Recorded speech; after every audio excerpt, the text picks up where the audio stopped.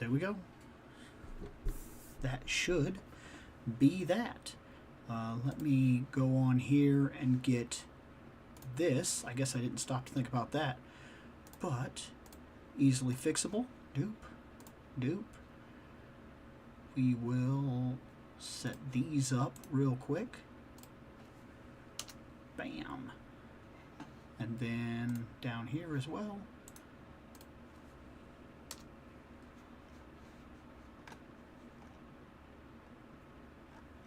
Okay, turn that off. Make sure this is actually, that seems to be running. Shut that off. I don't need to send anything else out. Everything should be right. Doop, doop, doop, doop, doop. Okay, this, that. Got the first pull running right away. And just to check this. Bam. Oh, there it is. Okay, so we got the live chat running and everything. We got the screen things going. We got drinks over here. We got figures. We got a couple of things in and whatnot. Hey, what's going on, man? I know one that's more than likely going to be open tonight, so I already got some of my stuff that I might need for first comparisons over to the side. This can go down there. I forgot to toss that. And yeah. It sounds like we are doing all right. I don't think I have any major announcements necessarily in terms of like a channel update or anything like that. I like to do a channel update in case there is something that I need to say. I don't really think there is in terms of... That has to go there for later in the year. Okay. I don't have any videos that are edited that are ready to go up tomorrow. So that's a thing. Hey, what's going on, man? Otherwise, I think I just finished editing, or I'm almost done with the editing. Give you an idea of how far behind I am here for 8/12/25. Look. That's the way it's been. There's been a lot going on, so my editing is just kind of getting done as it's getting done. But you have noticed the videos are starting to come back out and whatnot, and we're starting to get a couple of them a week and everything. So I'm finally making headway again, and it won't be too long before I catch right back up and we're doing stuff right alongside the lives. But I figured it was important to get all of the chapter stuff because there's going to be stuff coming out in news and things like that that we're going to want to talk about. Otherwise, there's not too much in terms of channel update, except for to say that the giveaway did actually get a winner, and I got the information and everything, so I'm going to get out to the post office and see if I can't get that shipped off because I've got that stuff. Let's see. Hey, Bill, my Gamerverse Wolverine just shipped. I probably won't get it till next week. Wolverine Gamerverse is added to the show. I didn't have a chance to do a short. I probably should have done one right before I got on here, but I thought it was somewhat redundant to do one. And then, like, because we'll be talking about him, more than likely he will get the vote because he's new and a lot of people are interested in the new stuff. I'm not saying that's a bad thing. I'm saying that makes perfect sense. So he's actually in the show. He's something we can vote on. In fact, actually, he's right there. Otherwise, aside from that, I don't think anything else arrived. I got notice that Captain America shipped. Gamerverse Captain America shipped. So there's that, but I don't think anything was added. We are down to one item left in Jada, one item left in Frazetta, one item left in Super 7. If any of those items get picked, they will be booted from the show, of course, and another line will take its place. The lines that are currently waiting to be added back into the show or to be added to the show in general is there's DC Multiverse, there's Star Wars Black Series, and Figma are the three that I think are sitting to the side waiting to come into the show currently. And of course, there's always stuff on the way depending on the situation and whatnot. hey, what's going on? And I think that kind of is the channel update. I'm pretty sure that's all the information. Nothing too big, nothing crazy or anything like that. Just information. Just some information for you, as usual. Put all this over here. And I just dropped something. There, I found it. That was easy. Good. Let's see where we are so far. So we have 3 votes so far. Motu Origins is currently winning. And I believe we have 5 people hanging out. But this is why I laugh about the YouTube. It says we've only got 4 views. But 5 people are currently watching right now. I don't know how that would work. The analytics for the YouTube are weird to me. Like, in terms of, like, they're not reliable, is what I'm saying. That's the reason I always kind of give it about 10 minutes and just kind of let the show do what it's going to do. Because it's hard for me to look and know realistically, you know, what's really going on analytics-wise. What are your thoughts on that Gladiator and Deathbird 2-pack? Are they characters you don't care much about, or are you interested in them? So here's the thing. When I seen it, I said, oh, cool, Gladiator. I know Gladiator. Then I seen Deathbird, and I said, oh, cool, Deathbird. I know Deathbird. I, of course, like the Phoenix stuff, and I like the Dark Phoenix stuff. But I'm going to be honest. I've never been a big fan of the whole Shi'ar Empire storyline thing. Most of the characters don't really speak to me. They don't do anything for me. They don't mean anything to me. Like, they're just kind of there. And that's about it. So, I do think they look well done. I'm going to put it out there. I do. I seen them. I looked at them. I said, that's not a bad Gladiator, to be fair. Especially if you don't have one. And I thought it was cool that he has, like, the eye laser thing. I thought that was a cool effect. And then I saw her, so you got Deathbird, and I said, well, that's pretty cool. They got a Deathbird, and she's solid looking. And we just got Liara not way too long ago. So, like, here we are. That's kind of a perfect drop, like, back to back, giving people the characters that they want. So I said, okay, that's a good pack. But just like Punisher and Nick Fury, where I think that's a solid pack, I think those are solid figures, I personally do not care. So I'm not going to be buying them, but I'm also not putting them down. They look solid. They look like solid figures. What do I think of the Batman 2 figures? And I'm sure you're talking about the McFarlane Batman Returns figures that are coming out. I want Batman. I want Catwoman, very much so. Those are the 2 that are absolute. I want Batman because I actually like the Returns costume more than I like the Batman costume. I think that the Returns costume, it works for me more. It gave me a little more realism. It looked like armor. It looked like something that was functional in reality instead of like a rubber muscle suit, which I always thought that... I like the first Batman suit because I know this is one of those movies I say something bad about it and people get mad. I like the first Batman suit, but it looks like a rubber muscle suit. They call it body armor in the first movie. Like, he gets shot and they're like, what is that? Some kind of body armor? Sure. I mean, sure. It's a rubber muscle suit. And it looks like a rubber muscle suit to me. And it always has my entire life. But part 2 looked like body armor. He looked like he was wearing stab plates and something that would absorb shots. So it made sense to me, and I've always kind of appreciated it a little bit more. So I like the Returns costume more than I like the other costume. So that's the Batman I want on the shelf, Michael Keaton-wise. Now we have to go, oh, Bill, you bought the other one. Isn't that kind of double dipping? No, I don't think so. I was disappointed enough with a couple of things from that my first Keaton figure. We already talked about it. I had it on the show and everything. We talked about it. I had some problems with that figure. And it looks like this return figure fixes all of the problems that I had with it, and he will be my ideal Keaton on the shelf.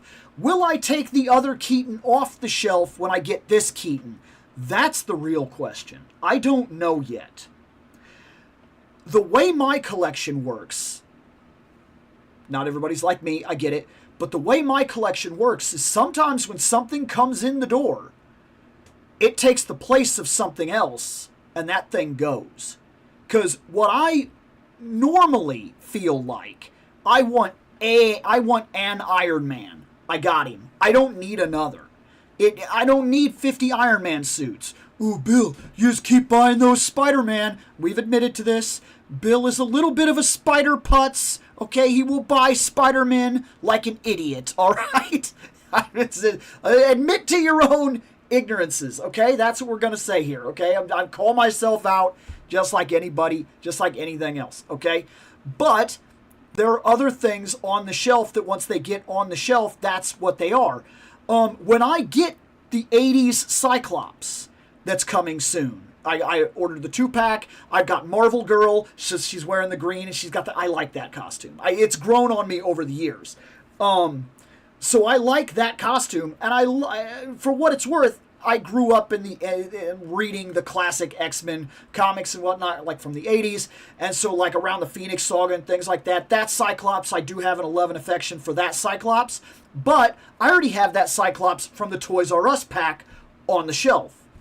When I get this new one that has a blast effect, better articulation, and a better overall body, I am going to take the other Cyclops off the shelf, and because the blast effect that is coming with that Cyclops, the 80s Cyclops, is like the one that came with the X-Factor Cyclops, and I don't give a crap about the X-Factor costumes.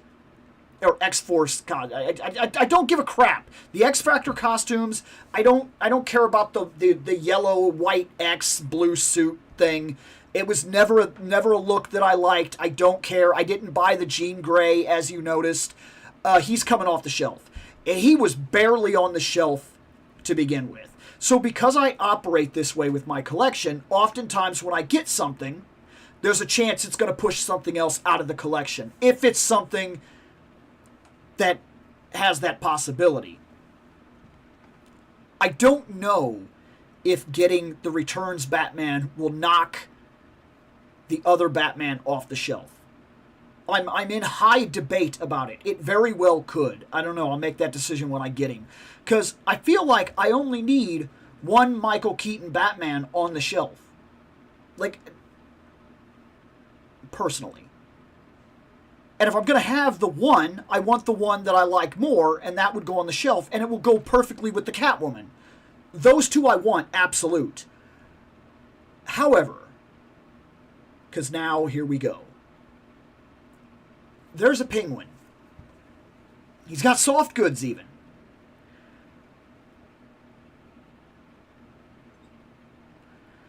I'm going to get him. But I'm also a little worried about his face. I've been looking at pictures. And he looks a little goofy. Like, the way they did his face, it bugs me a little bit. I don't know why. I'm not sure. But I'm going to get him. Max Schreck, I want. But big hairy butt cheek, okay? But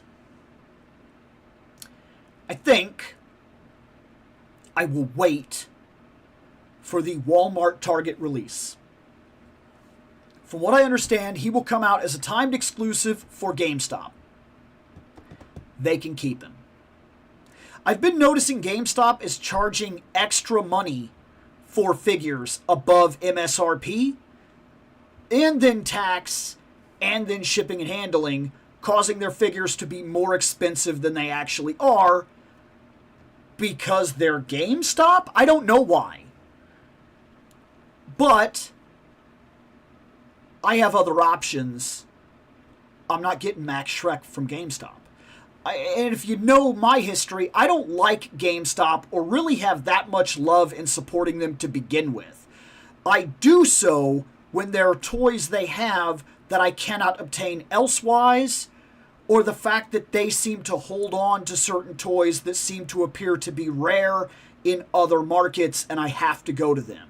And that's the most business they've gotten from me since a little before COVID. I'm not a big GameStop guy.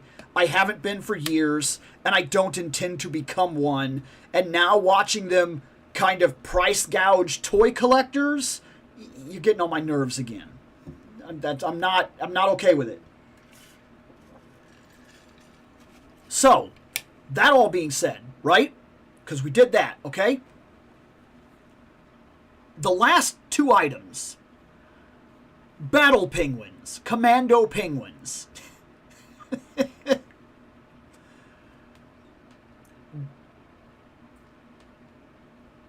I don't know. I don't know. Something tells me they would be funny to have. And fun. And goofy. And stupid. And it kind of makes me want them. Then, however, I look at them and go, what am I going to do with them? Which I guess kind of brings that question all the way back around to some of the other crap I've put on the shelf. And you would say, what are you going to do with those? I don't know. I don't know.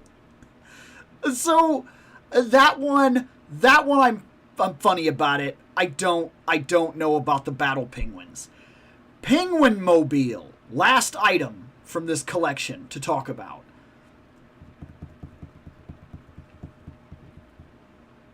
It's a GameStop exclusive. You're hurting yourself there right off the bat. It irritates me right off the bat. And not just because it's an exclusive. We just talked about it's a GameStop exclusive. It bothers me a little bit. Do I want a penguin? Sorry, do I want Pajamas Penguin? Not necessarily. I don't necessarily love Pajamas Penguin, so I don't know about that. And then on top of Pajamas Penguin, do I want the Duck Mobile? Kind of. But I could easily live without it. So that's where I am in terms of where my thought process is for that entire line. I know that was a lot, but like this is a line that I do have a lot of interest in. I do have things to say about it. So let's see what is going on up here. So far, we're looking at a two-way tie with G.I. Joe Classified and Marvel Legends, and I will solve this the way that I did last time, because that's been 17 minutes. So while I answer a couple more, we are going to put the items out to a vote and figure out what we're doing here. So let me move the mic so I can do this.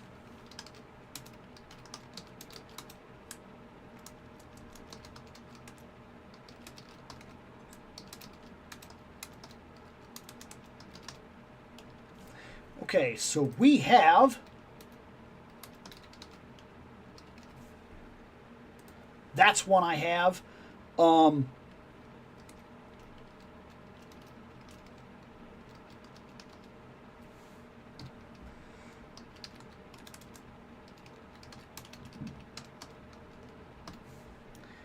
That's one we have an option for. We also have, what is this one? I'm trying to remember. Oh, okay. Yes. And then last, we will put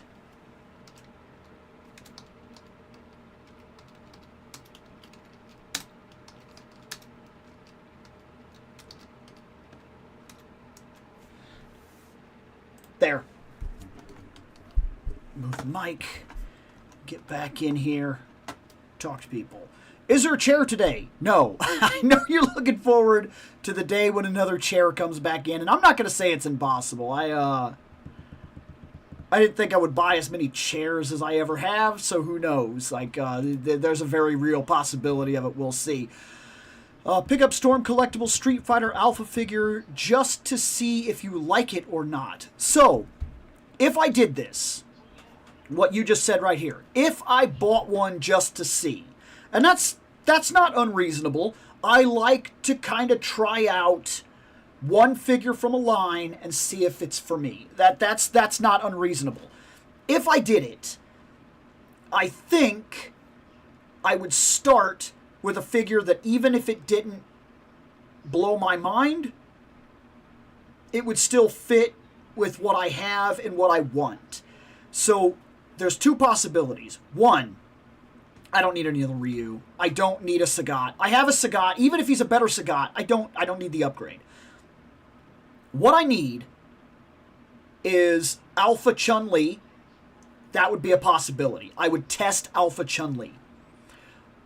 Nash, I would also test. He's pretty cool. And then also Killer Bee Cammy. I would also test that. Those are the three possibilities if I get into the line, how I would get into the line. The cape is what's making me nervous. It's going to be a heavy piece of plastic, and it'll make him fall over. Not good. Are you talking about the Returns Batman? I don't think it's plastic. I thought the cape was wireframe. I thought for sure it was in the last pictures that I saw. Did you see the 5-pack Teenage Mutant Ninja Turtles Nickelodeon animated figures by NECA sold out in less than an hour? I did not, but I'm also not shocked, to be fair. They looked solid enough to actually grab attention. I kind of like that Penguin Mobile, but not enough to keep going to GameStop. Right, exactly. Yeah, okay, yeah. A Batman Returns figure is a completely different figure. Right. But it's still a Michael Keaton Batman on the shelf. So, I'm just saying. It does look cool. Hey, missed 3 of these straight. That's going to happen every now and then, man. Wonder Putts, too. That might be fair. Look, if I can get solid Wonder Woman on the shelf, I want it. I like Penguin has a soft coat and not a plastic one. Yeah, absolutely. I'm right there with you. I really like that. Anyone remember what the previous unboxing, well, unboxed, I wasn't here. Not off the top of my head, because I'm constantly editing the older material and whatnot, so sometimes it kind of slips my mind exactly what we went through. Let's see. Oh, interesting. We are experiencing a tie right now between CoverGirl and Gamerverse Wolverine Silver Samurai. I did not expect that at all. I thought for sure the second Wolverine would go in, that he would sweep it, because a lot of people are currently talking about him right now. But that's cool. That's interesting. I'm curious to see how this goes. Let's see about that. Okay, hold on, because this is gonna. Before I even say it, let me add the phrase on top of it for my wife. Okay, I would buy that. I would buy that. I watched some of it years ago with my grandmother, and she grew up watching it with her grandma, and then watched it on her own, and has watched all of it multiple times, and she loves them. So, if I seen it, or had a chance at it, and I had the money, I probably would, in all honesty. I probably would. I'll be trying to pre-order Mystique come Friday. It's going to be a battle royale in the morning, that's for sure. Yes, it will. It absolutely will. It is going to be a battle to get one. And here's the thing. If I run out to try to get him, right? To get her. She's hard to judge. Am I running out to try to nab her as quick as I can because she's actually going to sell out? Or am I running out to try to get her as fast as I can and there's going to be more than enough of her? Like where I freaked out and kind of ran to a Walmart and bought a couple of items that I thought were going to go away really fast, like J. Jonah Jameson. Only to then figure out that, like, he's still available. Like, he's not gone anywhere. I think you could still get that Weapon X that came out that I saw a lot of people were gunning for. Like, it's so hard to judge what is actually going to become a rarity and what will sell out on day one. But then, like, a week later, there will be plenty of them for you to buy. You get what I'm saying? Like, it's very hard to judge which one of those two things is going to take place at any given time. It really is. Let me fix this. I don't know why. There. So, we're at 6 minutes and CoverGirl is winning. CoverGirl is winning. She might be the first unboxing. That's crazy. That's cool. The Catwoman looks funny. The hip joints don't look right. The only reason I'm letting it go is because she wears that hard corset thing over the outfit. Like, the Catwoman outfit is not like a full bodysuit like we imagine Catwoman suits being in more modern movies. Like if she's going to show up today, how we expect her to look. Or opposed to even in the 60s when she was in a full body suit, or in the comics when she's in usually like a full body suit. When she's in that movie, she has like a top part of the costume, a bottom part of the costume, and then she has this hard corset in the middle, which is a different part on the outside of the costume.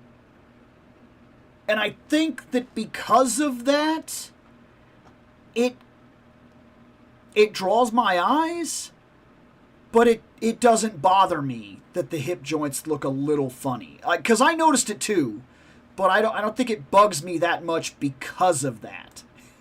Well, Legends seems to not be winning, just as you're aware. Right now, we're going to be opening a Joe, it seems like. They've got 2 more minutes. Let's see. Buying a Storm Arena is dangerous. They're objectively amazing. Which is fair. And I'll figure it out if I end up doing so. No, I was talking about Gladiator.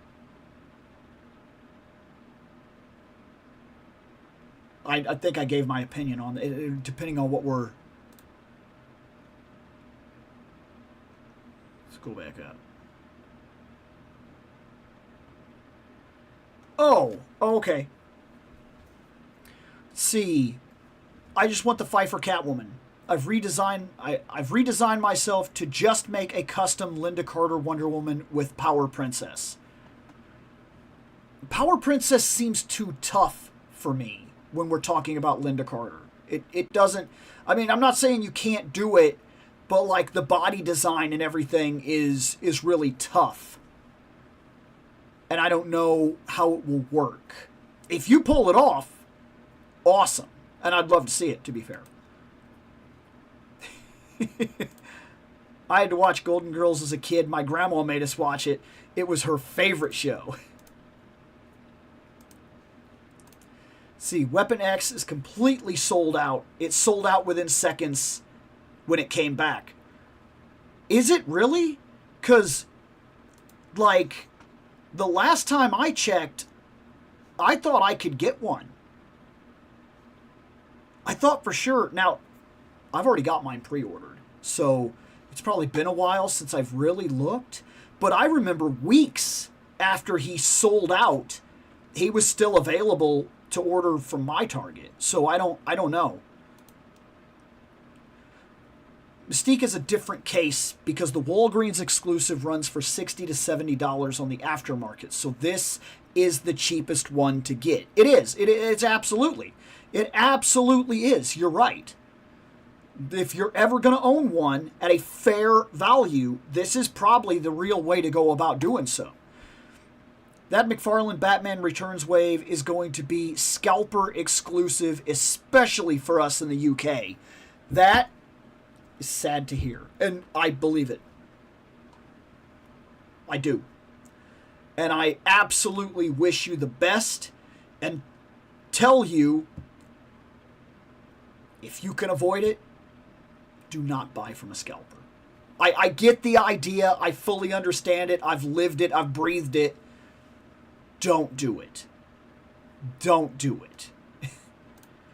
Let's see. No, I was talking about Gladiator and the cape being plastic. Oh, that makes a lot more sense to me now. Thank you. I keep falling over because of how top heavy. Yeah, no, I get that. I don't like the plastic capes thing. I did an entire video talking about capes. Come on, Bill. Tell us what you really think about that shit. Dude. Oh, man. Without diving into it, because realistically, and I'm not joking here, that She-Ra is the worst. Because I know people get really stuck on this and they're like, oh, the He-Mans, blah, blah, blah. No. That She-Ra is the worst figure that I have opened in all of Masterverse. And it has literally put a stain on the entirety of Masterverse from this point forward for me. And I'm not kidding about that. To the point where after seeing her up close, it actually made me look at that. I looked at that Teela. I went to, and I normally do not do this, I even went to reviews of her. Normally, I avoid that because I like to have my opinion on the things that I'm opening without being, like, influenced by some other reviewer or something. I went and looked at her. I saw reviews. I weighed the positives of how good parts of her looked, and I skipped the Teela. I did not pre-order her. She's still available on Big Bad. I have not bought one. The only way that Teela makes it into this show is if somehow it is bought and given to me. And that is it. Because I cannot look past that She-Ra and believe that they won't ruin something else that is my favorite. Teela is my favorite character in all of Motu. To the point where I bought the Mondo. I mean, and, like, yeah, I can't believe it. Your face went flush red as the review got worse. Yeah, it did. Let me answer this, and then we're going to go on to check the score here. Let's see. Hi, Bill. What do you think of the new Scarecrow from McFarlane? That looks good. That looks like a pretty solid Scarecrow for the kind of thing that they're trying to pull off. I actually like that. I thought that looked really good. Am I jumping at the chance to keep pre-ordering right now? No. My money is very tied up right now waiting for things like the Sentinel, which is going to really take it out of me. So, like, I don't know how much pre-ordering I'm about to do until all of my funds clear up. So I'm going to be crossing my fingers that someday I get a chance at him, because he does look solid. Okay. CoverGirl wins. That surprises me. She beat Wolverine. I'm surprised. I really am. You beat Wolverine. Like, you get that, right? You should be proud. That smile you got right there? Look, man, she beat Wolverine. She deserves that smile, okay? Look, I'm impressed. That I was not expecting, especially since, like, the two things that continually dominate the votes here are often Marvel Legends and DC Multiverse. Not G.I. Joe, though they've gotten a lot more votes lately, opening things like the Polar Bear and whatnot. So, let's go ahead and run the first one, and then we'll go back to the chats. Okay, guys, let me move this. Here we go. Retro card, Cover Girl. This is Cover Girl. She's right there. See her? See her? See that? That's who she is. See that? See? Right there on the back is some information about her. See that? See it? That's neat, right? I have no association with Cover Girl. None. None. At all. We've talked about this in multiple G.I. Joe videos. We've talked about this to the point where people, for some reason, get mad about it. Like, they think that I'm messing with them. I have only ever seen one episode in passing of G.I. Joe ever. Ever. And the only thing I really remember about it is that Beachhead was like sparring with Jinx in a dojo. That's it.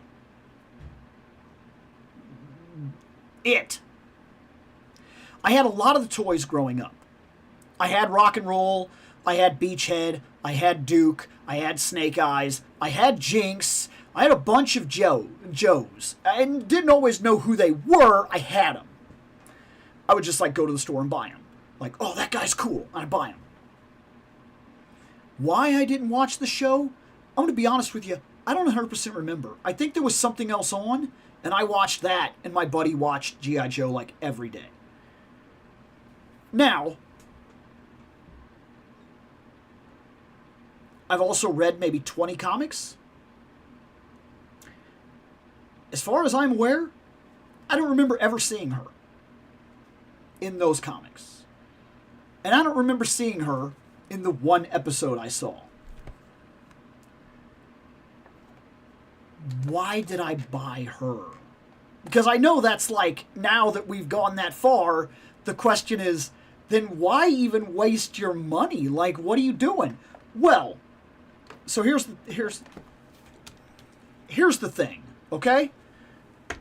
Look, when I bought the first Cover Girl, because I liked the way she looked, I thought she looked neat.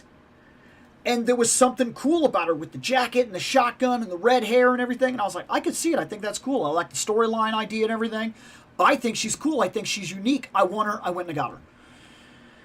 I started getting, like, comment after comment talking about how this Cover Girl is bad. They wish this hadn't been done. The face is wrong. The hair is wrong. Da-da-da-da-da-da-da-da. And it kept coming up over and over again to where it was like, I don't like that. She's wrong. She's been done wrong. I won't buy that one. They need to put her back the way she was or whatever. And then I started seeing a bunch of customs come out. And every custom always did the same thing. They did a long-haired blonde girl. Well, since I don't have any association, I kept saying, why? Because she's supposed to be like a cover girl? And that's like you can't accept that like somebody with short red hair could have been on the cover of the magazine or whatever? Like what is the reason for that? Well, I didn't know the character. So I kept seeing it. Then I saw this retro come out. The retro card back. And I seen her. And I said, oh, she is different. Like, her redesign was actually a lot. Sometimes in toys, when we get some new ideas, right? And I've argued this for G.I. Joes a couple of times. To me, Classified is a reimagining of G.I. Joe at its base value. They're new toys, new designs, new figures, new concepts, with the same mythology built in. And so when they change something, it honestly doesn't bother me. When they made Scarlet, okay, I bought that Scarlet and I said, I actually like her. I think she's cool. It's an interesting redesign. But I also bought the Retro Scarlet because I like her. I think she's cool. When I bought Jungle Recondo, he had a black shirt.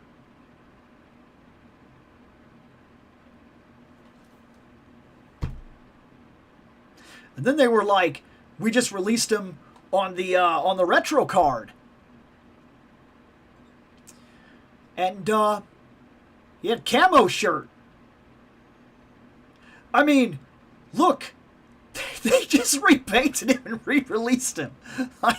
But when they did re-release him in the retro, I get it.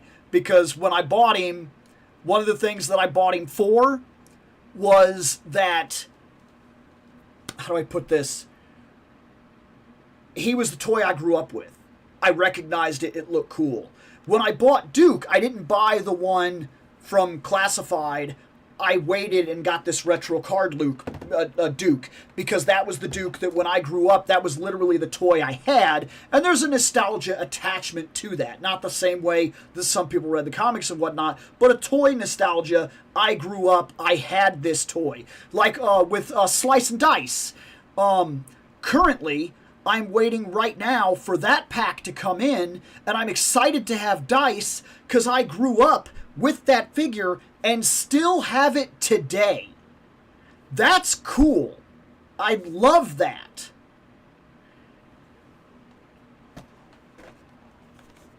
This was so different that I just have to know. Like, I have to see her and judge her now. And I don't have the backstory or anything for her.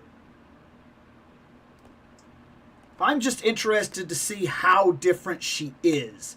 Because I can look right at her right here and I can tell you, this is different. I'm going to open her.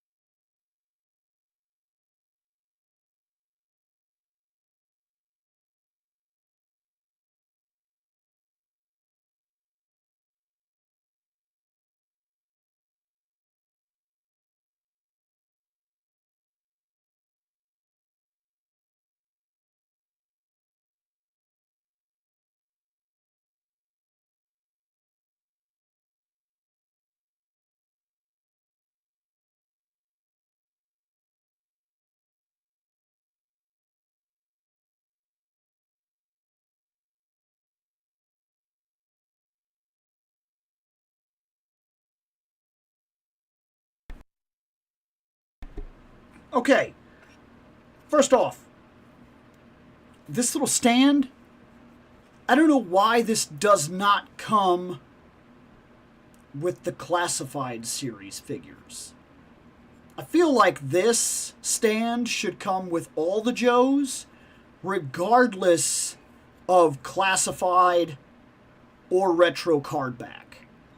I get that this was a thing from the past, that they came with stands. But, like, why not give them to us with both sets of figures? They both are using the same kind of basic body buck designs. So, if they stand better from the retro wave because of these, Why are we not getting them in the classified boxes? I'm legit curious why they don't just include these in both sets. It seems like a weird choice to me. For this character, we have this gun, this animated gun that seems to be like the weird standard G.I. Joe laser beam gun thing that seems to shoot, I'm guessing, because that's what I seem to keep seeing. She has this gun here. It's fine. She comes with a sledge, which actually is kind of cool because it's different. She has 2 punching hands for punching. And she comes with the wrench, which is also cool because that plays into the character. She has a separate portrait right here, which is a pretty solid one, to be fair. It's not bad. I like this for what it is. There's something laid back and cool about it. What's the Pitts garage? I bet you that has something to do. Oh, that's interesting. It feels like her head. I think I could easily pop that off. I don't want to, but I can. You can't pop the hair. Oh, you can pop the hair off. Okay. That I was not expecting, and I don't know what to think about it now. Is that cool? I'm going to know soon. I'm going to take her hair off. Now that I know that you can do it, I'm going to do it. Okay. Look, I wasn't expecting that, okay? Toys surprise me nowadays. Like, I know we go through this time and time again, but I gotta say it, guys. Look. I'm 41.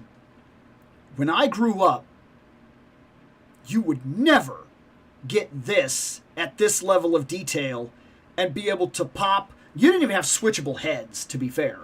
But even when I grew up later and we got the swappable heads, we would have never got swappable head portraits that then you could choose to have the serious face or this face, but you can also put the hat onto the smile. Like, that was not a thing, and certainly not at this price range. It impresses me, and maybe that's why I'm more forgiving sometimes, because I've seen people that really get mad about some of the prices and, like, kind of frame me as an apologist, and that's not completely unreasonable. I like my toys. If I didn't, I wouldn't buy them. So I'm not really here to complain or, hard review these things. I'm here to give you my first impressions and talk about why I love a thing or dislike a thing. It happens. And so for me, the price point isn't always that important, and it doesn't bother me as bad as it does other people. And like what I'm getting for what I pay as compared to what I've gotten in the past for what I've paid blows my mind. I mean, I didn't start getting swappable hair pieces until I started buying into $80 lines. Like, Frazetta icons and things like that. Like when I started spending real money. And here we are at like $25 ranges. And I could take the hair off.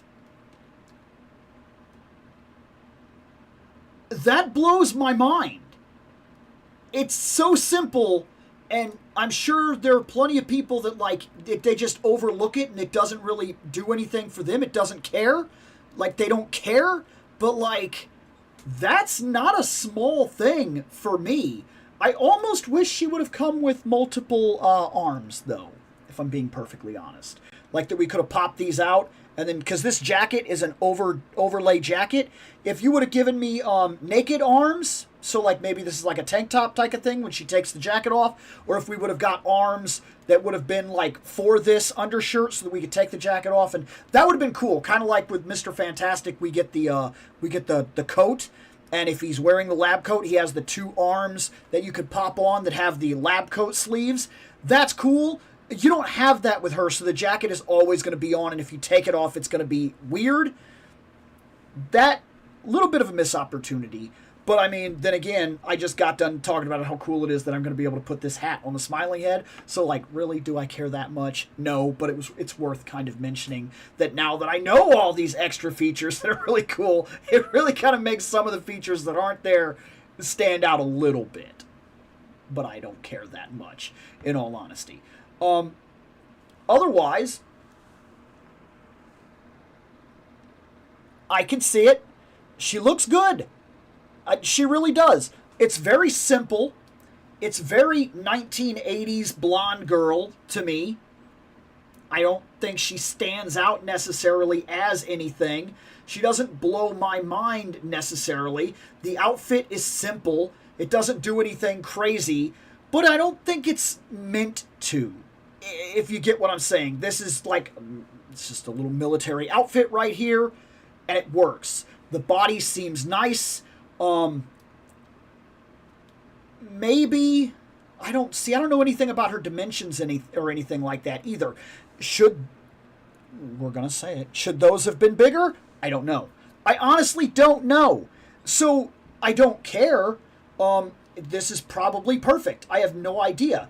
Maybe if I actually read the comics and stuff like that, maybe I'd have a little more to say that could be like a problem, where I could say something like, this is a problem or whatever. I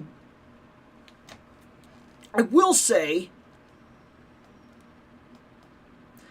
there's a little bit, mine has a paint problem here, over here, where her face, there's like this little area of paint that is on her eyes. It's hard for me to explain, but it's there. Let me see if I can't get me out of here. There's a little scuff mark, is what I'm saying. Right there on the side of her eye. You see that? I don't like that. So mine does have a minor defect, but it's not the worst thing I've ever seen. I don't know if her smile is really big, or if her face seems a little unnaturally featured. I think it's her smile. Because her eyes almost seem like they're very spaced apart here, but I don't seem to be getting that same feeling from this one. Like, this one seems a little more right to me, and maybe it's the hat. Maybe there's something going on there that kind of like fixes it a little bit. You know what? We just got done talking about it. Give me the hat. I'm sorry. This is my hat now. Give me your hair. Give me your hair. Let's put the hat on the smiling face. It might just be a smiling face thing. I think she has a really big, expressive smile, and it kind of draws her features out. Because even in the hat, she kind of has, like, her face seems a little wide in the hat. You see what I'm saying here? And it only seems to be on the smiling head. Like, there's something a little awkward about the smile, and I don't know exactly how I feel about that. Let's see if it fixes. Oh.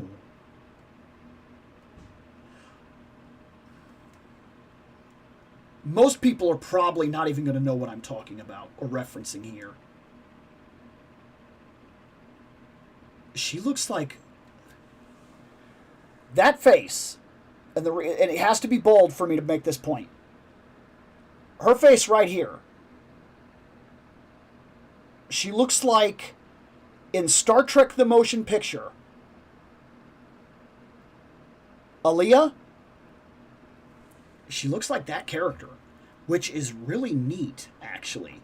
Let's put the big hair on, okay? It's the smile. The smile distorts, it like widens her features. Because now she doesn't look like that. Personally, she looks fine now. Are we seeing it? I feel like it's the smiling head. So for me, I'm probably going to keep that face on her for the most part, because I feel like that is a better head. It's a better portrait. I don't have too much else to really say about her. She's got all the articulation you could ever want. For the backstory that I'm seeing, she really isn't sporting too much back here, though. She does have drop-down hips. So that's... Some people really like that feature. Some people don't like the drop-down hips. I'm back and forth with it. If it works on the character, it really doesn't bother me. But yeah, I'm happy with this. I don't think she's a bad character, bad-looking character at all. Her hair just came off. There, fix her belt. Now that I got her belt fixed, put her hair back on, because I think she's going on my shelf without the smile. I just feel like this hair works better. I'm going to keep the smile on the hat for right now. It kind of helps it a little bit because it covers the forehead, but like her eyes seem wide on the smile. Minor things, okay? Minor things. I don't dislike it. I think it's a solid figure. All right, let's set up the next thing, and then we will talk a little bit.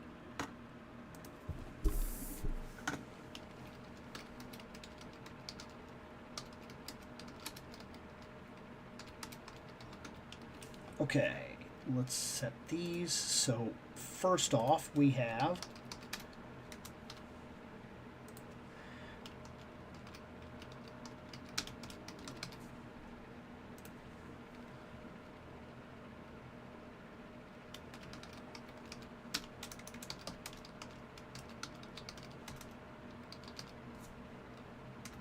oh,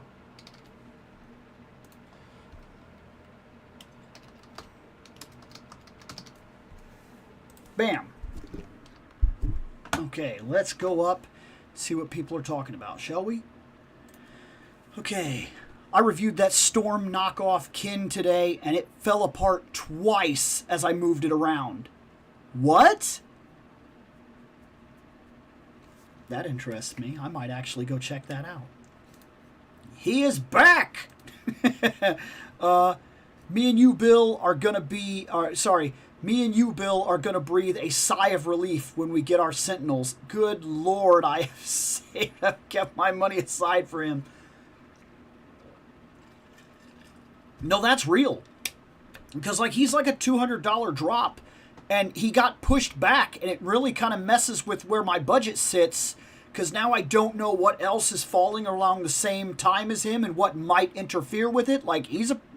Man, I'm waiting for him to be done. Do we know when he's coming out now? I know... Was it December? Is he dropping in December now? I cannot remember. Staying with that She-Ra, are her bracers separate and glued or sculpted parts of the arm? They're sculpted. They're part of her arm. They're sculpted.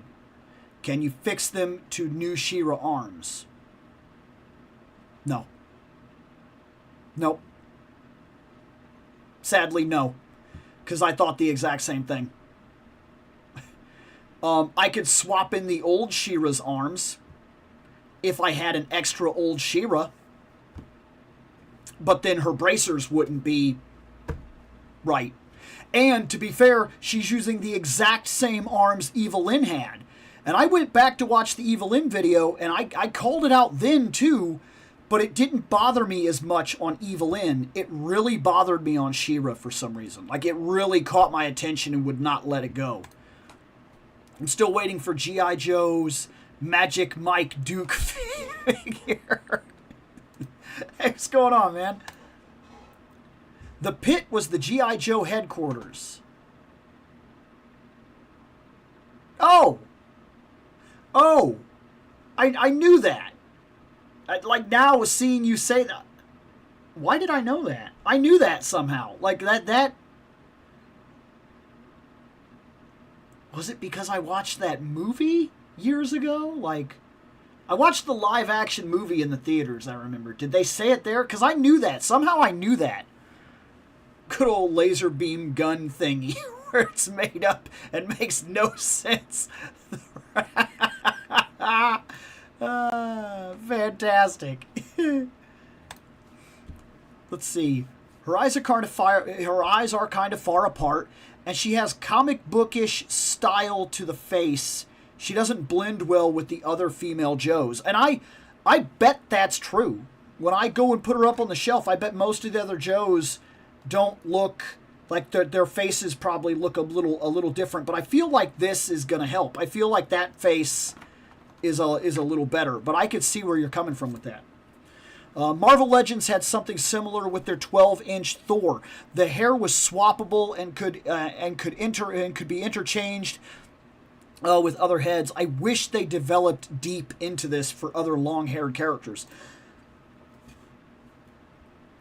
Let's see. A quick acetone rub will take that paint smudge right off, easy peasy. Yeah.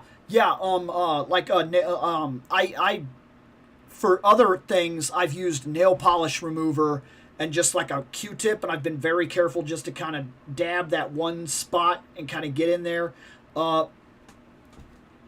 Where is the head that I'm worried about? There it is.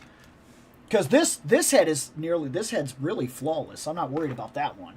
But yeah, hers is, as long as it's removed, it's far enough away from the eye that if I'm real careful, I could get that if I'm worried about it. Let's see, I got Void King from Dino Fury recently. Awesome. Legit. The Sentinel is still slated for December 15th. Good. Good, because it's $200, and I need to guarantee where all of my finances are sitting. We're talking crappy ray guns that make no sense. Big giant space guns sized cannons. Let's see where we are. We're 4 minutes in. Marvel Legends is winning with Frank Frazetta trailing behind. We're at 11 votes. We're at 5 minutes.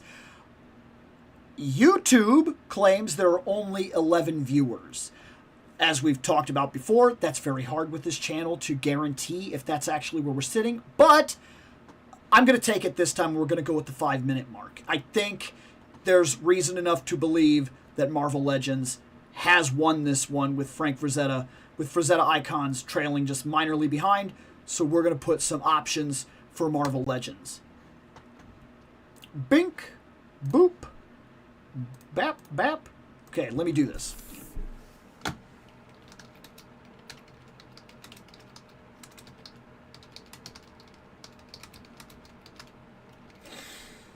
First off,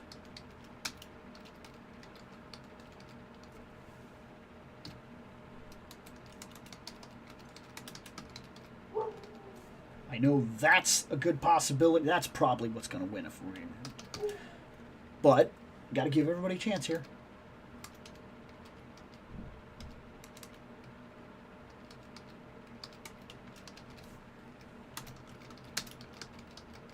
There's that. And lastly, we're going to do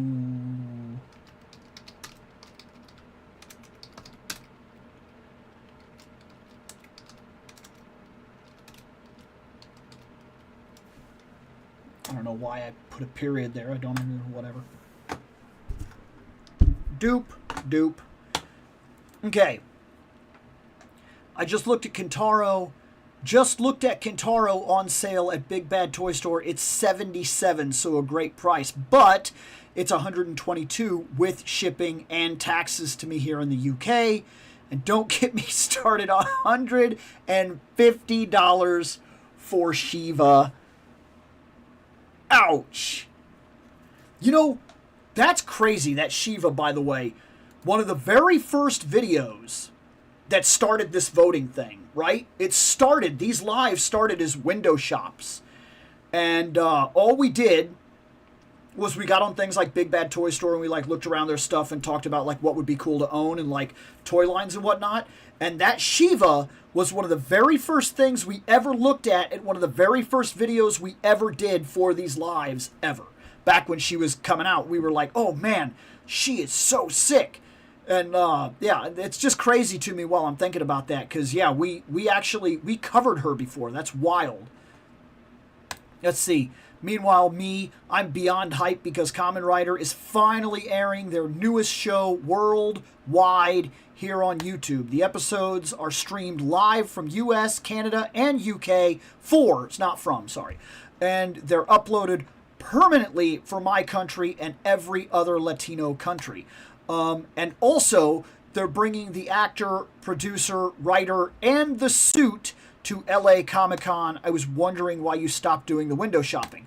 I haven't necessarily. It's just that the show kind of evolved into this, and we talk about figures. And that's all we were doing with the window shopping, was talking about figures, but now we can talk about them with a little more nuance into why and how and childhood stories and things of that nature, which is a big part of why I'm here. So then the last thing on that, if we were to actually vote and run these shows, and I had, like, say, for a while I couldn't buy anything because that happens. If I couldn't buy anything for a while and we hit a downspout where I'm waiting for stuff to come in, we would go back to the window shopping. There's nothing wrong with that. We just hang out and go check out toys that we haven't seen yet. There's no problem with that. Let's see here. So far, we're at 10 votes, which may be everything. And J. Jonah Jameson is barely losing to Wolverine Silver Samurai Gamerverse. Invisible Woman has a vote, probably, I'm guessing. And Black Widow got nothing. Bill, realistically, could a HasLab Blackbird, the X-Jet, be feasible? The price, I imagine, would be exceptionally high.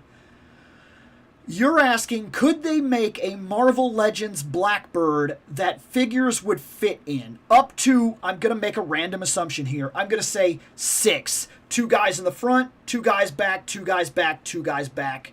Maybe 7 if you argue there's a seat in the absolute middle back, but I would tell you not to do that, because if we made a Blackbird and it was an actual long Blackbird, you would want the back to kind of do that thing where it drops down like a walk path or whatever. If we do like that, then it can't be a seat in the middle. It has to be dut, dut, dut, and that sucker's going to be big. It's going to be like this. It's going to be massive, okay? Because we're talking about, it needs to be about this long if we're going to fit 2 figures, one here, with like some sort of idea in the middle for like control console and everything. So we're looking at it being about this wide minimum for just the middle frame, and maybe that's the nose, 2 figures, 2 figures, 2 figures. At 6, and then adding the jets, you're looking at it being about this long, relatively, okay? And then the wingspan is going to be exceptional. I'll put that, however, and say that wings are cheap. They're cheap because you just plug them in, okay? And they're going to be thin and they're going to be plastic, and we know, so they'll just be in the bottom of the box or whatever. So the main thing we're paying for is that thing I just kind of spread out. Could you do it, realistically? If they don't have a drop back, you could get 7 seats and the top would open up or whatever. Do we want that? How do you do it? Do you open the top? Is it like a thing that splits into 2 pieces and like... So, like, the top comes off, like the whole top part comes off, and you put all the guys in. Then when you put it back, you can kind of look through the windows and everything and see everybody in there. Or do you want the top to open up like an old-style playset? Or does the back... See, there's a lot of things to think about when you talk about that. And I'm just going on like how they would do it. But there's a reason. I've got to kind of process in my mind where I think we're looking at here. I think if you do something like that, and people are not going to like what I'm about to say, I think you're looking at a $400 project. Realistically. If...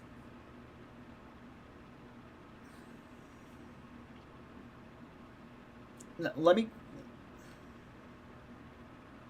There are electronic parts on the Ectomobile, okay? If we want something like that for the Blackbird, it's going to be bigger than the Ecto.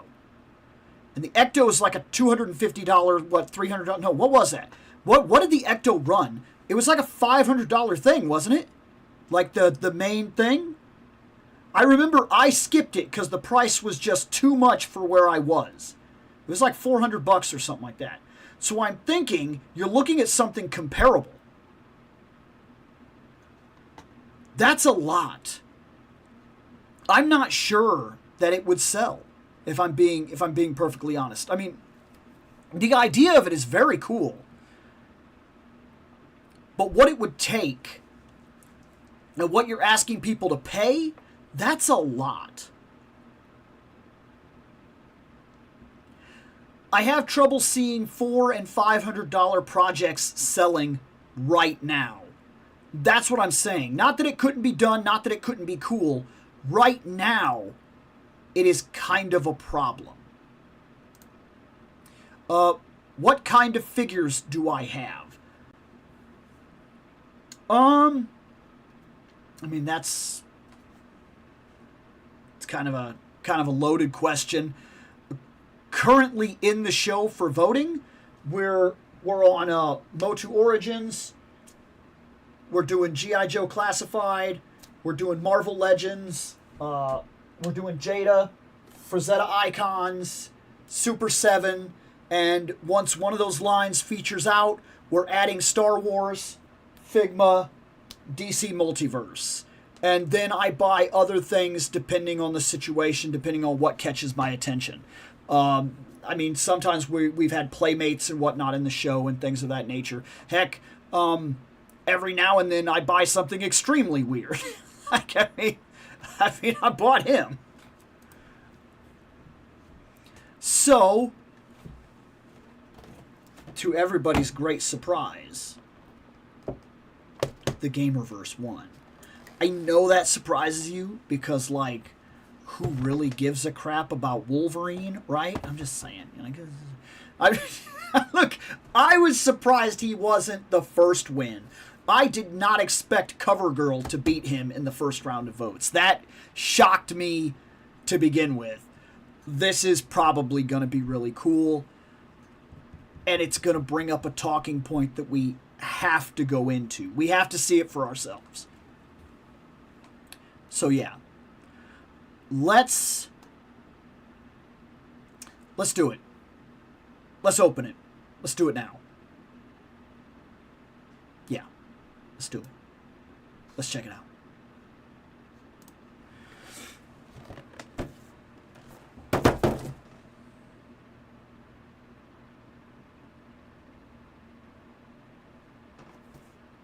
I'm going to try that again without the fail. I can't. This box is big and awkward. I'm trying to do my usual thing where I flip it. This is the Gamerverse Wolverine Silver Samurai. I don't care what you want to say. This is Marvel vs. Capcom 2. I don't care. Say whatever you want. That's what these are. That's what all of this wave was. I don't care what they say. And I am noticing right off the bat when I tried to flip it twice and failed. He's heavy compared to him. Like, I can feel it right now. This is not a balanced box. Like,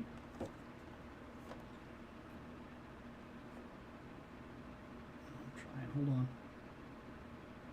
Oh, hold on. I might. No. I can't do it. I don't have the skill set. I'm sorry. I can't do it. I can't balance the friggin' box like that. But, listen. We've talked a lot about Marvel vs. Capcom. We know that I was a big fan of it. We know that I literally built a makeshift arcade cabinet thing out of a broken TV. We know a lot of these things. Okay? We also know that as a big fan of it, I bought the entirety of the Gamerverse Wave release for this release specifically. And this is something that I was very much looking forward to. They offered another Wolverine, and I said, I just got like my favorite Wolverine that I think I've ever put on my shelf. I don't know if I need another. but they offered Silver Samurai with it. And they offered, for the first time ever, this hyper-stylized Wolverine. Now, I have Wolverines that go back a little ways. I only dug a couple of them off the shelf, okay? I have the old Tiger Stripe Wolverine. I have the old brown suit Wolverine from, like, was that the Juggernaut wave? I think that might be the one that I have sitting over there. I have the X-Force Wolverine. I have this Wolverine, okay? This is my favorite one that we have done so far. He is my favorite one. The 97 Wolverine is my favorite one that they have done. These are the only three that I grabbed off the shelf. I have like 3 or 4 of them still kind of sitting up there. But I figured that would be a good base to kind of see what I'm talking about. Most of the Wolverines are comic book, but not hyper stylized. Like, you have this, it's a fairly basic design. You see it coming, you know what it is. You have this. It's cool. It's got the smaller claws. It's got very much got the animated look and color design and whatnot. His only flaw, I would tell you, are these. They turn with him. So if you bring this up, it brings this up, and you're going to reach a point where, like, if you're uppercutting, this is, like, down here. And that's a little bit awkward, but it was not any kind of deal breaker for me. It didn't bother me enough that I was, like, not going to love this. And then we have this, which is just Little Strong Man. Okay? They're made well, but they're not made to be... They're not like the amazing Yamaguchi Wolverine that was released, the hyper-stylized Wolverine. We've never got one of those from Marvel Legends. Not that I can remember. If you remember something that I don't remember, that's fine. I've said this a million times. I'm not an expert. I'm a guy that likes toys that wants to come on here and talk about toys, and that's what I'm doing. So, they offer me a hyper-stylized Wolverine based on the artwork from that game, from kind of like the sprites and the artwork and whatnot, and I'm like, okay, you have my attention. And then you offer me a Silver Samurai, which I don't have one yet. Is he something that I was running out to get? No. No, I was not sitting here like, oh my god, dude, you know what I need? I need a Silver Samurai. Like, he's the best villain ever. He's got a sword and... Like, no, I didn't care. I don't care. Was I going to turn him down as part of the 2-pack? No. He at least makes sense. I did think it was a little funny the way that they run the 2-packs. They gave us Psylocke and Thanos. Not that I didn't like both of them. If you saw me when we talked about them, I like both of them, but like... Why they verse? Why? Why are they versing? They gave us Venom and Captain America. Why are they versing? You see my questions here? They gave us Omega Red and War Machine. I mean, if you're going to put Wolverine in this pack, then okay, you got to put him with somebody. I'm just saying most of these guys seem like you got to put them somewhere. And you're not going to do a Spider-Man Venom because you just did a Maximum Spider-Man. And it probably would not have went over very well if they basically took that, hyper-stylized the paint on him, and said, hey, look. People probably would have been real mad. So I get it. But this pack, that's where they got me. They said, really cool new Wolverine. You're probably going to want that. Silver Samurai. You don't have one. You know him well enough. You care enough. Buy it. Okay. You found a way. You got my money. You got it. Now comes the real question, though. Is the hyper-style Wolverine worth it? I don't know. Let's find out.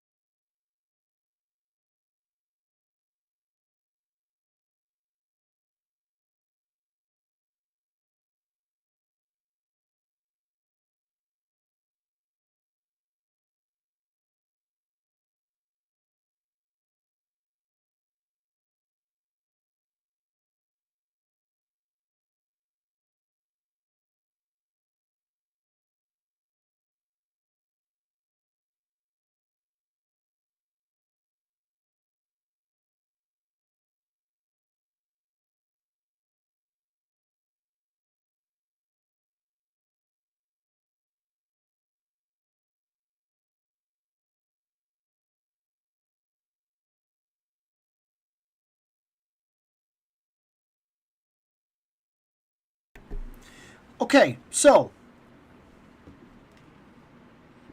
we got this star thing. I mean, I know what it is, but like, you know, fine, cool. Cool. I couldn't care less about this star thing. I get what it is. I don't care.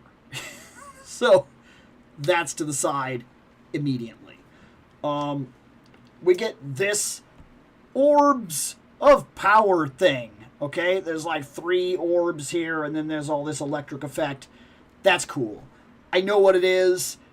I will more than likely repurpose this for a bunch of other stuff. This is kind of cool. I bet you I'll make use of this. Fine. We have slash effects. Of course, that's pretty cool. Because if done right, these are going to look great with almost any Wolverine if we do them right. Okay? We also have stands. But they are the same stands, for the most part, that we got with the Maximum Spider-Man. And they're fine. At best. They're very cheap. They're very cheap, and they seem to be made even from the same plastic. I mean, they're like, okay, they're sturdy enough. They'll do what you need them to do, which is hold these effects, and that's about what they will do. And if you do it right, you'll be able to create these. That's fine. You can do it. Okay? They do what they're supposed to do. That's a slash effect. That's fine. I'm not calling them out, but I am being honest about them. These are cheap stands. They're going to do what they're supposed to do. And I don't think you're going to get too much in terms of any kind of repurposing or anything like that. It's just, they are what they are. Set those to the side. I don't hate anything so far. I'm just being honest about what I got. So, let's check out the Silver Samurai. I know what people are here for. I have to see him, okay? I bought him. I have to know what he's about. We got the sword. That's not bad. It's simple enough. It's black. It's a type of see-through bluish plastic or clearish blue, whatever. Kind of creates that silverish effect. It's fine. It does not blow my mind at all. But I don't think a sword was necessarily going to. Otherwise, he's very much what I remember from the video game. This is him. That's, there we go. There's no lower ab movement, really. Looks like I got turns, and that's it. There's kind of a rock here, but I don't know if that's actually being caused by any kind of lower ab movement, or if it's just like because that's where it's connected and it's not really connected super solid. These pads are kind of cool. They come out, they work for what it's worth. He's very much got the Shredder helmet and whatnot, and he'll do just fine for what I need him to do, okay? He's going to be the Silver Samurai, and that's what he's going to do. I'm going to put the sword here, and I'm going to ask a question. Ooh. Okay. They did not give him butterflies. So, I don't know, realistically, aside from a very specific stance, like turning his head and putting him like this or whatever, and having him hold, I'll get it. I'll get what I'm talking about, but I'm not going to love what I'm going to get, is what I'm saying. Come on. Put your hands. Okay. I'm going to move them out a little bit. See what I'm saying? I can get it, but without the butterflies, he's hindered in terms of actually using this sword the way he is supposed to use it. There's going to be a lot of one-hand slashes, which is like not right. I'm also seeing, because there are people that are going to care about this, this must be a lot of reuse that's just painted differently, because I'm seeing pins everywhere. And most of the Marvel Legends figures at this point are pretty much all going pinless. Am I mad about it? No, I didn't expect them to go all out on the Silver Samurai. I expected him to be fine. He is fine. He is fine. He will be able to take some decent stances, and he will be able to look fairly cool depending on the situation. I mean, I'm getting something out of him. You see what I'm saying? But it's not going to be perfect. Most of him is going to be what he's going to be. He's going to be an old style figure that probably works more with like design like this or whatever. You get what I'm saying? Like more poses where he's kind of like putting a hand out, whatnot, and he's got this one.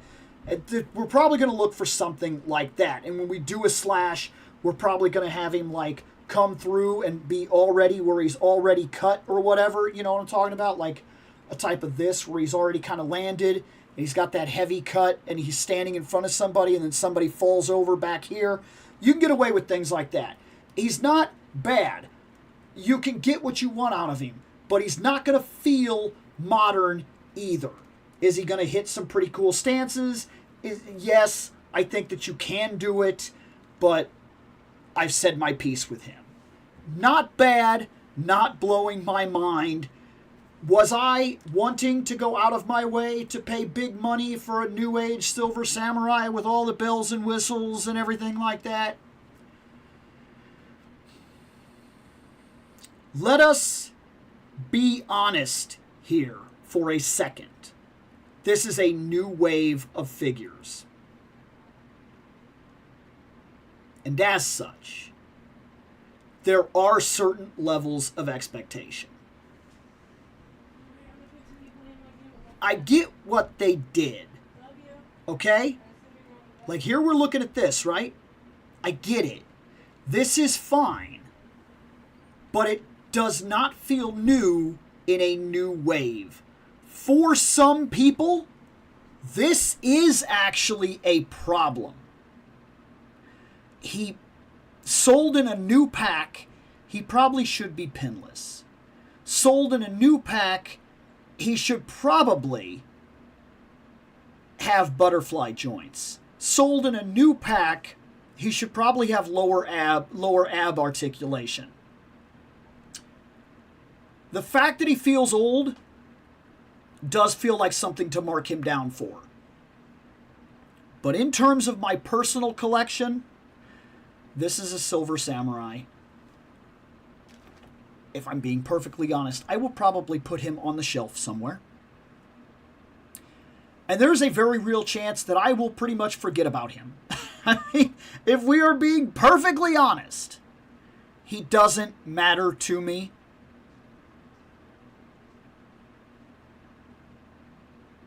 So, I'm not mad. I got one. That's cool. I won't care. Probably in as much as a week. Okay. One could argue that's a bad thing that says that if they're going to do these, maybe the 2-packs wasn't the way to go, and maybe you should have only released the figures that were ready to be released, that were 100% new ideas, like that. That is new. From the exaggerated boot cuffs, to the big giant arms, to the little stocky body type of look. Like, he looks small and mean. He works. This feels new in every way. Because for the most part, as far as I am aware, he is new. This might be a 100% new sculpt. It would not surprise me in the least. It could very well be. That's fine. That's cool. That's great. The argument I'm making is, should he have just come in a single pack? Would the Gamerverse line had done even better if it would not have done things like package her with Thanos, which I still would have bought both of them. So I guess the 2-pack kind of saves me on that one because I don't have a Thanos and I wanted one, and that's the way I picture him. We talked about that. So they kind of got me on some of these, and they didn't like hurt me. But there's always the possibility that one of these 2-packs is going to come out where I want one figure. Like this got to pass, and that got to pass. I liked all of it so far. One of these 2-packs is going to hit where I just don't give a crap about one of them. And it's probably going to be one of them that I already have. And it's going to feel really bad when I have the figure that they're basically repainting and putting in the box. You see what I'm saying? Because I know somebody out here, somebody already had this guy. And this felt like a cheat to them. It works for me. It won't work for everybody. And I am fully aware of that. All right, buddy. Let's figure you out, shall we? First off, he has a different butterfly design than what I have seen from the 97. The 97 has these cuts into here so that he can bring his arms in. That's what we've come to expect from these figures, is they have those, though they can bring their arms in and everything, right? Because they have those deep butterfly cuts. You can see them back here. You can see what I'm talking about. This Wolverine doesn't seem to have the same idea. I see cuts here, but in the front, it's not as prevalent, and he's a way bigger body. We're going to bring these arms up and get what we can out of them. There we are. This is it, by the way. This is the level of movement that you get because the bicep is literally in the way. So this is it. We don't have that problem with the 97 Wolverine that can take these claws all the way up to defend his face. We got to be fair here. We got to go. We got to be fair. We got to see if everything working together though gives him the same edge. Can we get these? So we can get these all the way up. We can defend the face, and we can get them basically right up on the face. The arms do go in. They don't look like they're going in quite a bit, but believe it or not, that's fairly good. I wouldn't say it's as deep of a cut as we're seeing with the smaller Wolverine, okay? I think we're getting more of a hug here. I don't think we get the same amount with him. I think that's something to be said. But if we're talking about, like, if you want your Wolverine to put his arms back, right? This is what we're getting here. This is the arms back, okay? This is the arms back, screaming into the sky. And I'm not trying to cheat anything. This is it. I pushed him back. I pushed him. They're there, okay? This is as far back as we're getting with this Wolverine. Where this Wolverine, he brings his arms back. You see that? Like, I get that this is a little unseemly. But his arms are way back. He's got that way back when he's leaping through the sky at you. You see that? That he doesn't have that, okay? We're being perfectly honest here. He doesn't have it. And I'm just doing simple poses right now. Nothing extreme. All right? I'm not trying to get crazy with it. I'm just trying to see what the ins and outs, what the good and bad of this figure is. I really like this design. Okay? Let's be perfectly honest about it. I'm trying to be fair here because, look, one of the things is how you feel about a figure, okay? And he does feel cool. I'm going to give him that. That's him looking down, right? That's him looking up. That's nice, actually. And I love these hard fins, like the big fins. I like that. I think that's cool. That Wolverine looks up. That Wolverine looks... Okay. Because Wolverine's little head here, right? This looks goofy. Let's bring his arms in and see if we can make that a little better. That does look a little goofy when he looks all the way down. We don't get that. When he's looking down, he only looks down like to a point, and it doesn't look as goofy because he's got big neck. He's got a big neck. This is one of the things that I think is a benefit to this guy. Is unlike the other Wolverines that we've had, Wolverine tends to feel small. Like, look at him. He's a thin guy. He's a thin little bulk muscle guy, right? That's true for this. That's even true for this. He's like a small little ball of muscle. But this guy feels big. Like he feels like feels like a tiny Hulk. Like, look at these legs. Look at these things. Look at the amount of buff that is going on in these legs. That ain't happening here. Okay? It's not the same. He's got big powerhouse legs. Like he's going to walk at you. He gets... Look at this. Like, holy crap, man. His cut here is crazy. Like the amount of down that he is doing here and the amount of back that he can do here, that's really good for a figure that is his size. Because I'm saying he's a medium build figure right now. This figure gets down, but it doesn't feel the same. Okay? I got to give it to him.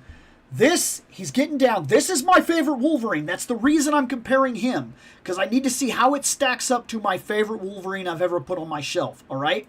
That's important to me.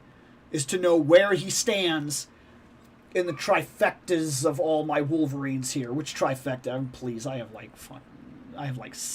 what, 8 Wolverines now?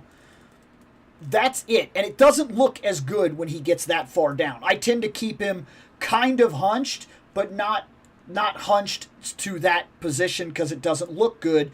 Because this little cut here, this ab articulation, it has a limit to where it looks good. See what I mean? But this new thing here where he's got the rolling abdomen, yeah, that looks kind of bad. I don't think that looks great. I think it looks a little more manageable than that, though. But, like, that looks good. Like, I'm sure once I bring his legs up and everything, that's really solid. That is good. That is done well. That impresses me. Oh, my gosh.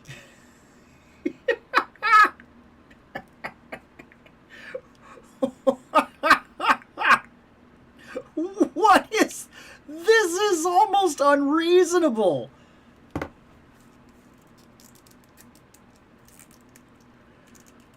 Come on, buddy. Come on, buddy. Don't be shown up. Do the V.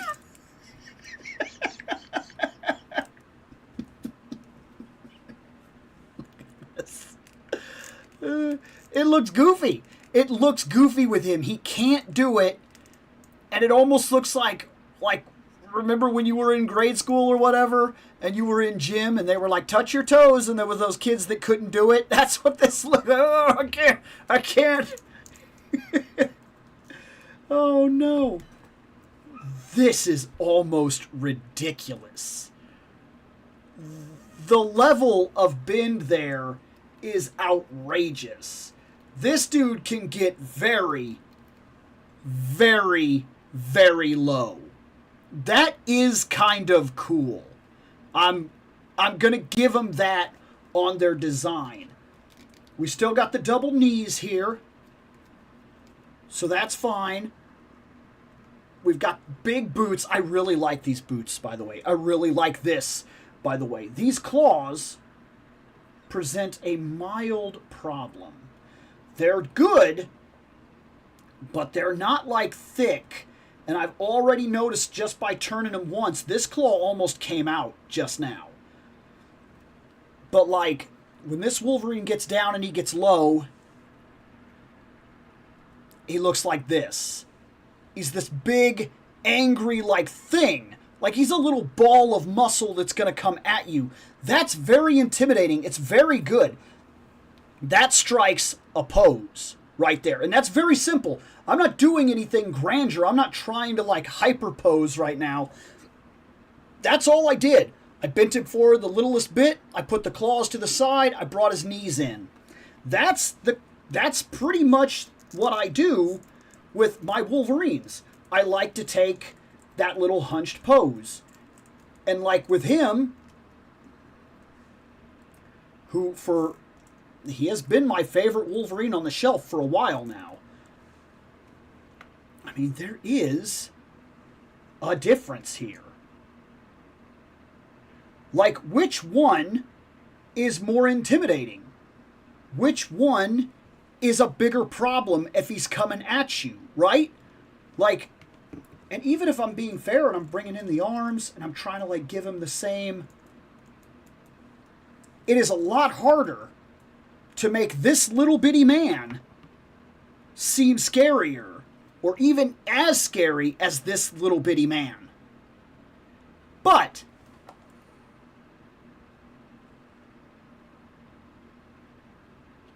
is there a height problem happening here? X-Men 97 Wolverine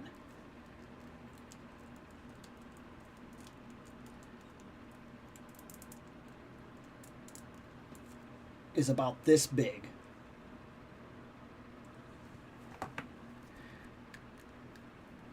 The Gamerverse Wolverine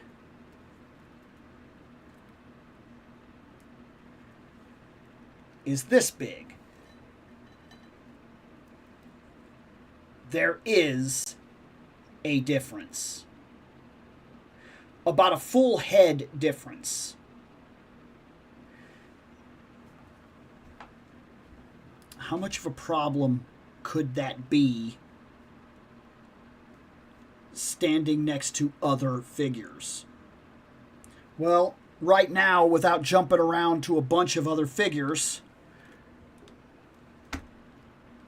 look, here's the thing. Is that still believable? Or is he a little too tall? Is he like looking Thing in the chest? And is that a problem? Now, you could argue the Thing has been different sizes over the years. He's been kind of a smaller Thing and a bigger Thing. This is CoverGirl. This is Wolverine.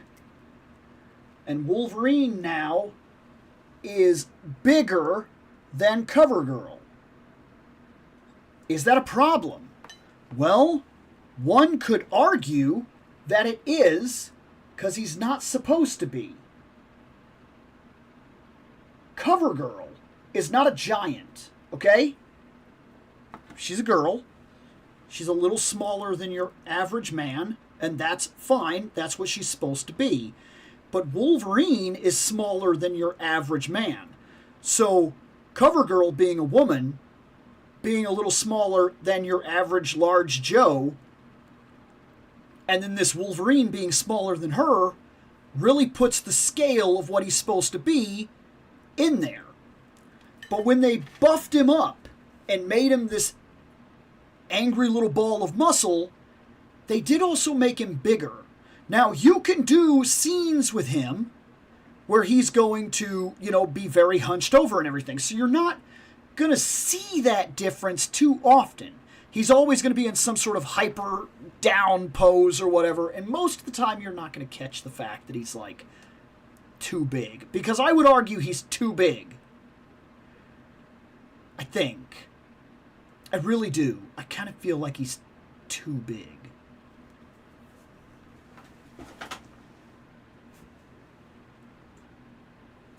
That's Cyclops. Cyclops is large. Okay? When Cyclops stands up, he is supposed to be a big member of the X-Men. A tall man. But with this Wolverine, not that much taller. Well, Cyclops has a full head on him because these add a lot to his overall size look. So Cyclops has a full head on this Wolverine, but he has even more on a Wolverine that's a little more to his actual scale. We have to ask ourselves one question before we judge too harshly, though. Is this Wolverine a different scale because of Gamerverse. And I think that's fair, okay? Gamerverse is supposed to be based on these video games, Marvel vs. Capcom. And in Marvel vs. Capcom, he is this little, very wide, angry little ball of muscle. And he's got the big, long claws. That's pretty accurate. Do we need more of the Gamerverse line to start making the actual determination as to his size? You might be able to argue that we do. But you could also argue that Gamerverse's scale is going to be a mess. Because now that we've done this, and I've even brought this up that we may have a problem here Gamerverse-wise, that the scale of Gamerverse may be different. The scale of Gamerverse may be all over the place. Because now we have this Wolverine, but we have this Silver Samurai. And this Silver Samurai is bigger than Wolverine. But this Silver Samurai is also not really a made from the ground up Gamerverse Silver Samurai. Most of him, aside from one or two extension pieces that kind of put him into the game look, most of him is from that more, from like that retro card line or whatever, right?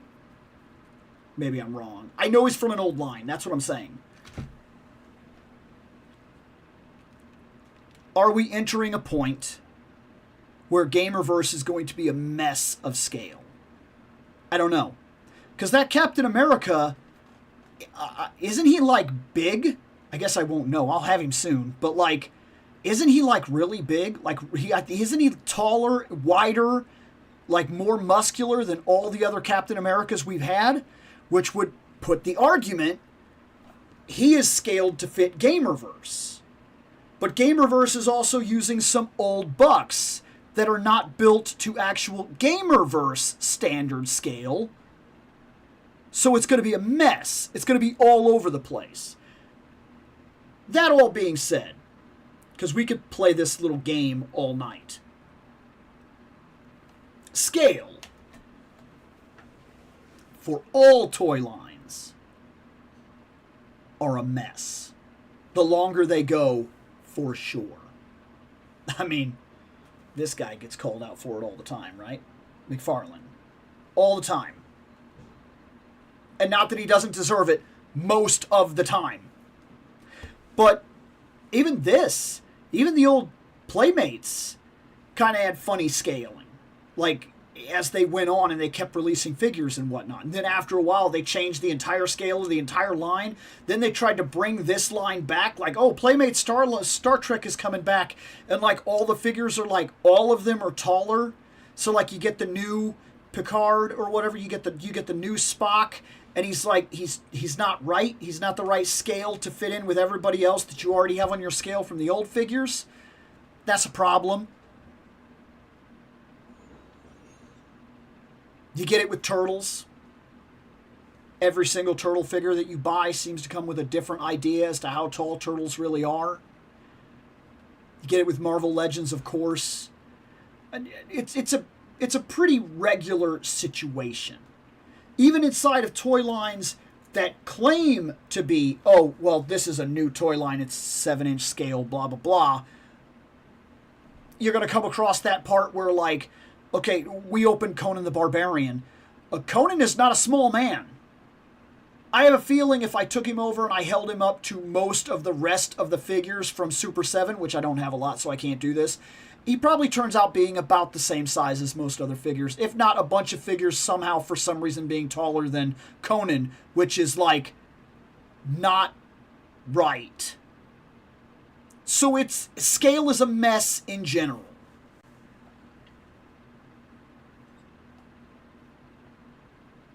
I'm not making a final verdict here. Other than this, I like him. I think I'll get a lot of pictures out of him. I think he's very solid. I think he's very cool. I'm happy to put him on my shelf. Thrilled to put him on my shelf, if you want the truth of it. And maybe, looking at his body and everything, maybe going to have to get some pictures with him to really finalize my decision. Aside from the problems I can point out, he might well be my favorite Wolverine on the shelf going forward. With this guy very much being still right behind him. And depending on whom I'm taking pictures with and for what reason, maybe this guy still wins. But I think this might be my favorite Wolverine right now. He's done very well. That's where I'm sitting with all this. I know that's a lot. Look, when we open big, new, hard topic toys, we talk about them. That's what we do. So let's figure this out.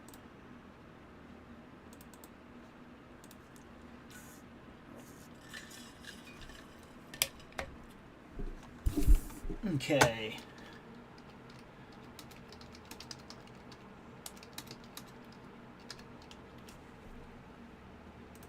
Okay, so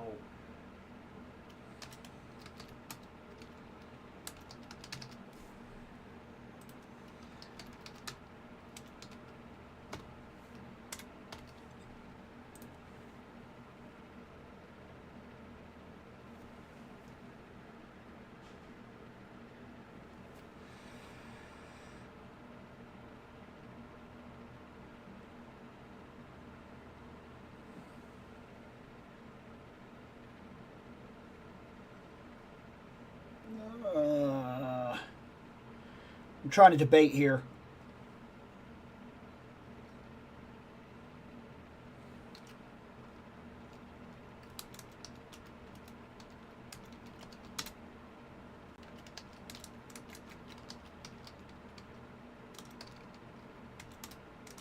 Okay, there's that.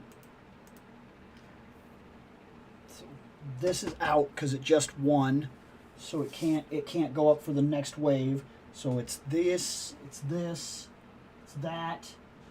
Both those could be really big.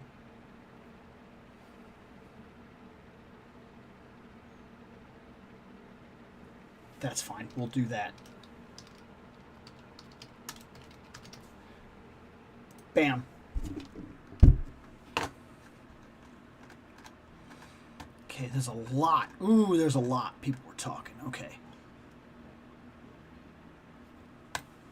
Let's see. Been eyeing a pre-order for a high-quality Megazord figure from an anime line I love. Yes, there are Sentai anime now.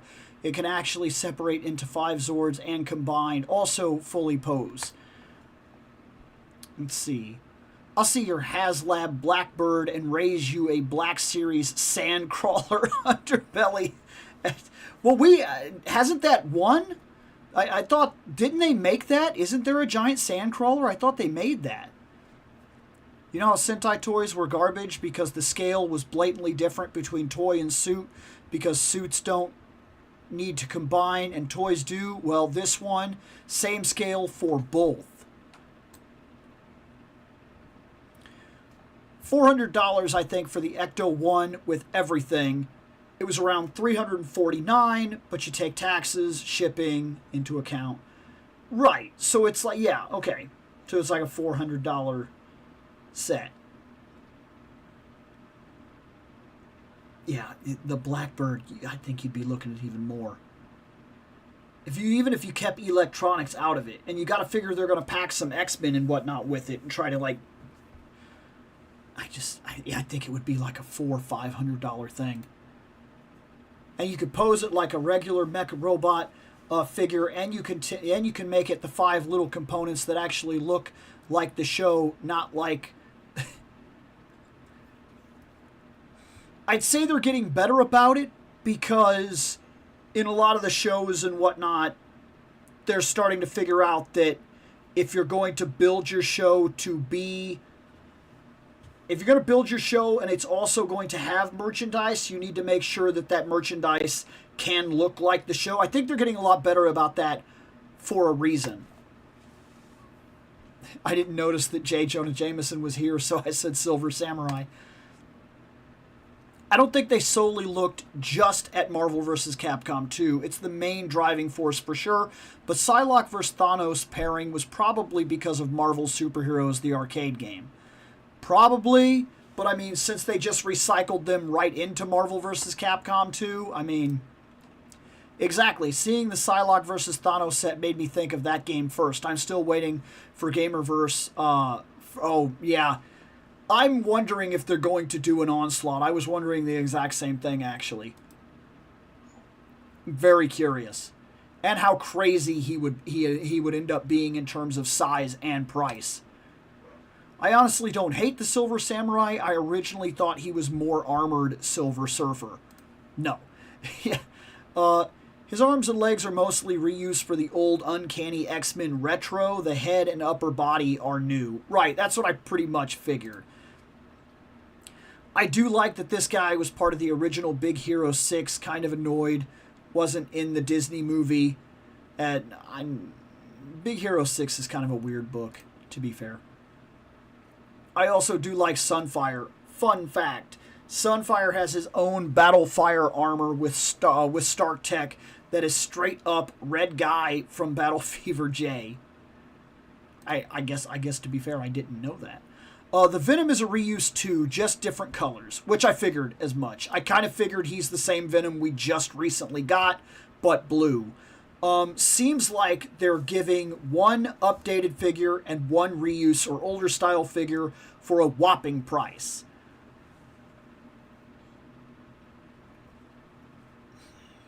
$60? It's not that I don't get it, but figures now, whether we like it or not, after shipping, handling, tax, and everything, Marvel Legends is over a $30 a figure line. They are. They are over $30 a figure base every time we buy them now. There's just no way around it. I just want Silver Samurai so I can add him to my Wolverine's villains. But yeah, he should have butterfly joints, ab crunch, pinless. Articulation is going backwards. It feels like that sometimes. It really does. Absolutely. Speaking of Venom, I kind of want to see a figure of the newly revealed Japanese Venom. I know Bill didn't really care for it, but I really like it. Same for his evil Leopardon type robot. I think I did talk about him. I can't remember. I remember seeing him, I think. Goofy looking, down with his claws up front. He looks like he's praying, either that or he's preparing to do bullfighting. I guess. Okay, that pose for Wolverine is... Did the figures think Wolverine is... Why can he roll into a ball? He's Wolverine, not Armored Armadillo. He do what he want to do. New nickname for Wolverine, Yoga Wolverine. Scaling has always been an issue. Way before this Wolverine. Cable is supposed to be taller than Sabretooth, yet roles are reversed. Magneto is supposed to be 6'2", yet he's shorter than Cyclops. Right, see, that's what I mean. And that's just the way that scaling in all lines, especially the longer a line goes, is a problem. And then it becomes more the question of, is it a good figure, and will it work next to other figures, even if the scale is a little funny? Can you make it work, and will it bother you? That's where the real questions come in. Like, I know people really hated that Power Girl. They kept saying she was too big. But I've seen multiple comic books by multiple artists where she's as big as Wonder Woman. They stand right next to each other and they are the exact same height. I don't care what the stuff on paper says, that she's 5'6" or this or that or blah, blah, blah.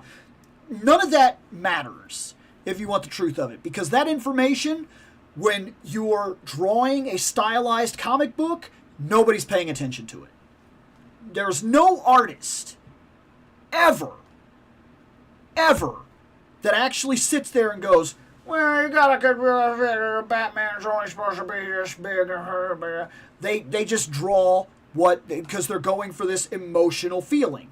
This is art. That's what it is. That's the reason from cheese art, where they're very much trying to go, look at that, to the most exaggerated, ridiculous art, to giant boxmen looking people like what you get with Frank Miller, where everybody's just like a weird giant uber block man. Like, that's part of what this is. So when you're talking about figures and scale, and figures based on comic books, where the scale is never the same, almost from comic to comic sometimes, you gotta kind of let some of it go and say, does it work for me? And it's really going to be the more important question, I feel. Interesting. Icons is winning. There we go. I meant but 97 Magneto is shorter than he should be. Scaling and height has always been a problem across the line. God forbid if you want a pair of Marvel Legends with DC Multiverse. Well, that might change. Who knows what Mattel's going to do? Who knows? Hey, that's the way it is, man.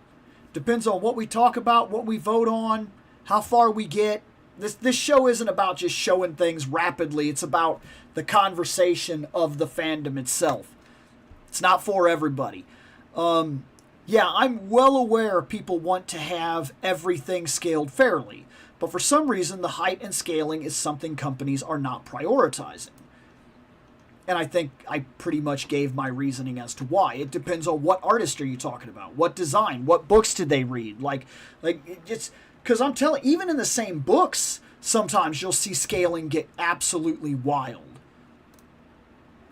The way I'll do this is Gamerverse Wolverine for my Jim Lee X-Men team, 97 Wolverine for my giant-sized X-Men display. That's how I'm going to do it. Nice. Nice. Scale will always be an issue for these. My figures have different scales, but for some reason, I'm never bothered by it. I mean, you can even do something simple like, you can look at something like Red Sonja. Sometimes she's depicted as being like a regular-sized woman. Sometimes she's like a giant. I've seen her where men, gigantic men, show up. And she's looking him in the eye. And it's very blatant that this is supposed to be like a 6'4" warrior man. And somehow she's like standing face to face with him and intimidating him. And I'm like, why is she so big? Sometimes, when she's in a Conan book, he stands almost a foot above her. And her head's somewhere down here. And they're like in the water together. He's like trying to reach over and touch her. And she's like, you want to keep that hand, barbarian? And he's like, sorry. Like, because that actually happens in a couple of books. But then other times, I see very blatantly in the artwork where they'll be standing next to each other or whatever. And they're like the exact same size. Scale is weird in toys, but also in the source material they're using for the toys. So it's always been one of those things that I notice, but it doesn't bug me like it bugs other people.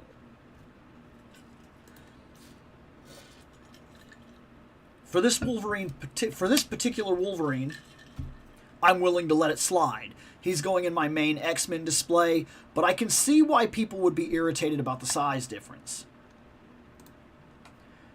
Let's see. Some people even act all snobby and refuse to buy figures just because it's not their preferred scale. I'll be honest, I no longer collect 3.75 figures, but a lot of them look nice. Now, I'll be honest with you. Maybe you could put that on like snobby, but there is something to be said for I collect 6-inch, I'm into the 7-inch figures. Like, sometimes it does kind of matter. Like, if you're making the argument and you do things like that, like, how do I put this? Sometimes people are collecting 3.75 because they can buy a lot more of it. They could stock a lot more of it, and it's cheaper. And that made their decision for them. While others very much are like, then you got the people that buy like the 1/6 scale figures. And that's all they buy. Dolls, basically. You know what I mean? And that's what they're into. I've seen the Discord surrounding scale of figures. It turns into a back and forth argument and mudslinging for this Wolverine. I don't really care, and I won't let the hype bother me. I mean, honestly, I see that scaling stuff failing everywhere. Like, here's an example. Mario is 5'1". Sonic is 3'3". In games, toys, promotional arts, what have you, same height. And that's kind of true too. I have seen that. I've seen exactly what you're talking about, where there's like Mario in the Olympics or whatever, and Mario and Sonic are standing right next to each other, and there's no way you would know that they're supposed to be that different in quote-unquote scale. This question right here. Red Sonja. Has she ever had a relationship or gotten married in the books?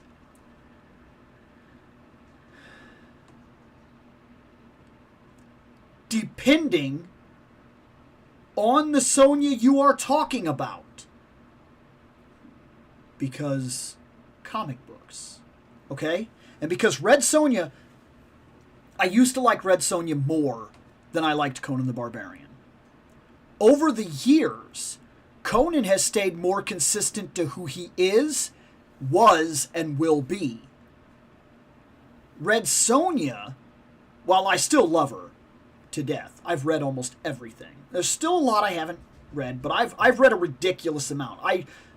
2 years ago, I read from the beginning of Red Sonja, where she came out, and I pretty much read every book all the way to the release of the last major run of Dynamite. And I found there are a lot of things after Dynamite got a hold of her that I don't like. They changed part of her backstory. I'm okay with it for the most part. I kind of get where they were going. But then sometimes they don't change her backstory. And then sometimes, and this is where I'm coming at with this, in one run where I was reading Red Sonja, she dies while killing Kulan Gath. She dies, killing him. And then she gets reincarnated because they just kind of say that's always been her. She always has been reincarnated and has already happened like 5 or 6 times or whatever, and that's just the way that it goes.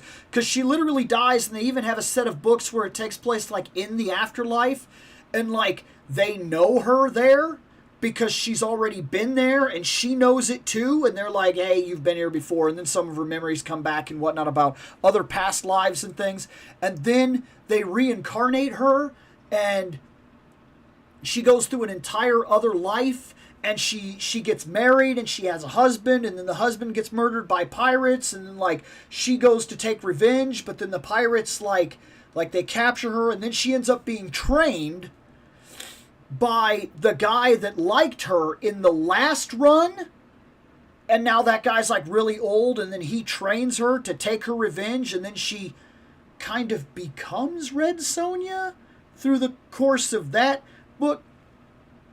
So to answer your question, yes, and complicated. And it's one of those things that sometimes I wish that they would re-simplify her. Start over. And I don't mean start over with like a retcon. I don't mean start over with like, oh, here's a new take. Start over. Put her back to bare basics. And if you want to change your backstory a little bit, because the backstory has a little... The backstory is problematic and has a credit to it at the exact same time. Okay? The Hyborian Age is a dark, unforgiving place. It doesn't love you, and it doesn't owe you anything, and everybody there is struggling to survive on a daily basis. It's a hard, lowbrow fantasy. It is not Lord of the Rings. It is not D&D. It's brutal fantasy. So, her original backstory, some of it has merit in the kind of universe that she's living in. Understandable, that some people want it changed. And if you do change it, I am willing to be one of those people that would step forward and say, one of my favorite Red Sonja versions is the one that is actually trained to learn all those skills, not gifted skills from a goddess after she was hurt. I'm not going to say too much about that. You can look up what the original storyline said happened to her. Sometimes I look at that original storyline, though, and I go, for the universe she lives in, that's brutal. And that she comes back from it the way she does, that's hard as shit. So I'm torn. But I think Red Sonja needs a from the ground, 100% all continuity deleted reboot from the ground up with a full-scale retelling with ground rules that keep her grounded in the reality they have put her in instead of turning her into like super strength superhero things. Because that bothers me too, because they do that with her sometimes. She's a mess compared to what I remember when I was growing up.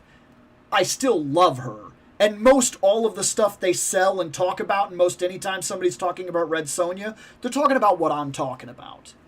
They're not talking about the fact that she like teamed up with a bunch of superheroes and then like hung out with Vampirella and like had the ability to fly and then gained super strength, could punch through brick walls and a bunch of other weird stuff and like fought giant world-ending calamity monsters and all this other just stuff that is none of her business. I get a little bit about Red Sonja. I think they've made some real mistakes. It sounds like Red Sonja is messed up as DC and Marvel. I'll pass. Thanks for explaining. I don't want to ruin it for you, but depending on where you jump in, you could end up being like, this is what Bill likes? Because this is trash. And I wouldn't blame you for feeling that way. Let's open the last.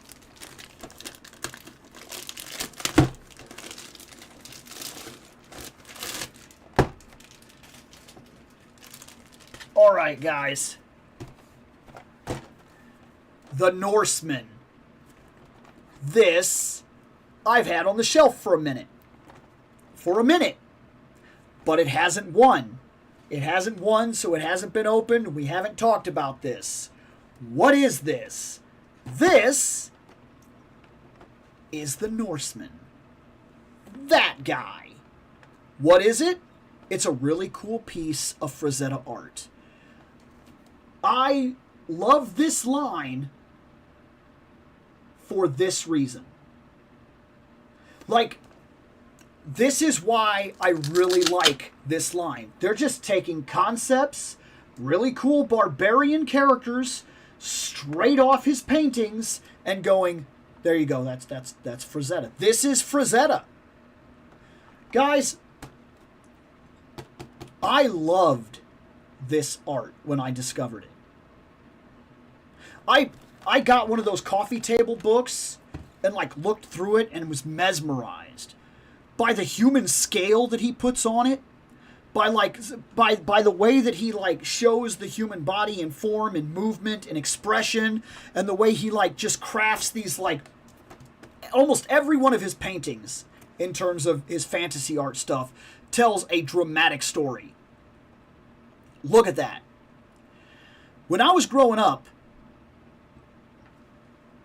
if I saw that as the cover of a video game, and of course we're talking Nintendo, I'd have bought it. Like immediately. I'd have been like, that's what I want to play. Give that to me. Whatever this is with the dude and the big sorcerer evil guy and this guy standing, give this to me. I mean, look, if you want proof of it, look at Castlevania. Look at the artwork for like the original Castlevania stuff and you'll see what I'm talking about. Look at like Dragon Warrior. When they brought it over here, they changed the image of the box art. You can argue whether or not you think that's good or bad. But for me, at the time, and the cultural stuff that was taking place, what got me to put Dragon Warrior in was the American art, not the Japanese art. The the Japanese art looked goofy and looked like a cartoon. It kind of bugged me a little bit. It didn't speak to me the same way. But the really cool dragon breathing fire with the guy on the front and everything, and the cape and the blue armor, and he's standing, like, I was like, this is my game. This is what I want to play. There was something to the idea at the time. This kind of stuff sold stuff. I mean, look at the Conan the Barbarian books. They exploded with the Frazetta covers. Exploded.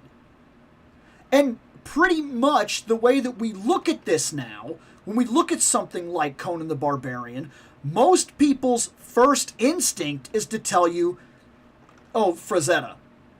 That's how I see Conan, Frazetta. Arnold Schwarzenegger himself said, oh, well, Frazetta designed Conan the Barbarian. It depends on where, it depends on, very much depends.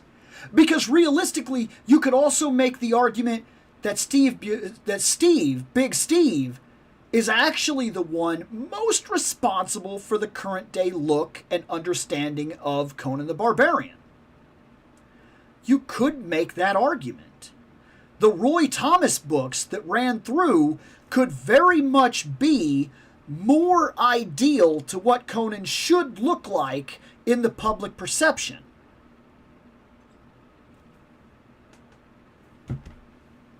I know that's a bit of a tangent, but I'm just trying to give you an idea how art really does speak to you in ways that you kind of don't even think about sometimes.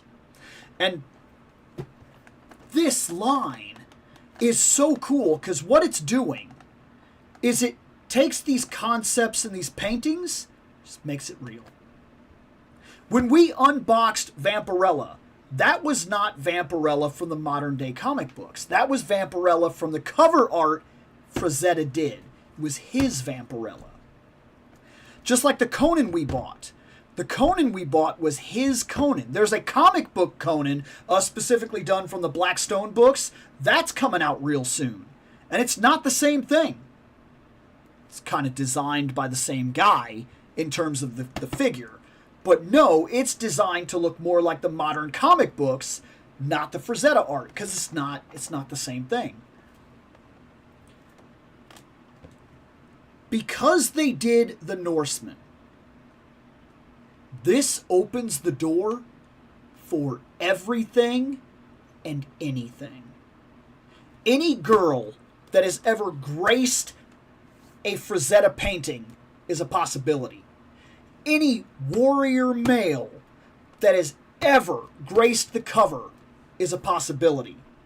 Any spooky thing that has ever graced the cover is now a possibility. If there's been a painting of it, they can do it, and they can bring it to life, and that gives us an infinite line of possibilities for just getting really cool barbarian figures. That's really cool. And it's imagination unchained. It's cool to get a He-Man. I'm not saying it isn't. He's a barbarian figure, and I've talked very much about why He-Man speaks to me, and it's not really necessarily about all the shows. It's about the ideas behind it and how I see He-Man, what I like it to be. There's something about getting a bunch of comic book guys. The comic book guys. You know exactly what you're buying. But there's not a lot of imagination in there, which is also why people get a certain way about it. They prefer a certain thing. That's not how I like Gambit. Okay, that's fine. But that's not the same for something like this. Look at the picture. Look at the figure. And then let your imagination fill in the blanks. And make your own art from that point forward. And one thing I'm kind of wanting from this line that they haven't done yet, and I don't know if they will. I don't know. These figures are 17 and up. I'm very curious if they will make, like, I'm just going to call them, this is kind of like weird because that's what their website is called, but I'm kind of wondering if they will make Frazetta girls. When they did the Conan, they repainted a Tigra, and they just made like the girl that's like hanging on his leg in the painting, and they did it very well. They painted her up to be a nude figure, and it actually looked fantastic. And I'm curious how far they are willing to go as to just release Frazetta things from the art, how crazy they will get, and will they give us something like that that we can use for our own stuff, our own pictures, and our own ideas, and our own concepts. Because I think this is nearly limitless. I'm very much looking forward to seeing how far this line goes and what it produces. So far, I have everything from this line. I have Tigra, I have Vampirella, I have Conan, I have Dark Wolf, and I'm gonna get the Necron when he comes out. I might skip John Carter. I don't have too much association with John Carter. I like him, but I don't have a huge association with him. So I might skip that one. I'll fight with myself about it. It would be the first one of these that I had or would skip. And I don't think that's a disservice. Like, I'm not a completionist. This is the closest to being a completionist I have been. I got in on the ground floor, and I've liked everything they've done. John Carter is the first character from this line that I'm considering skipping. We'll see. I'm going to open this guy.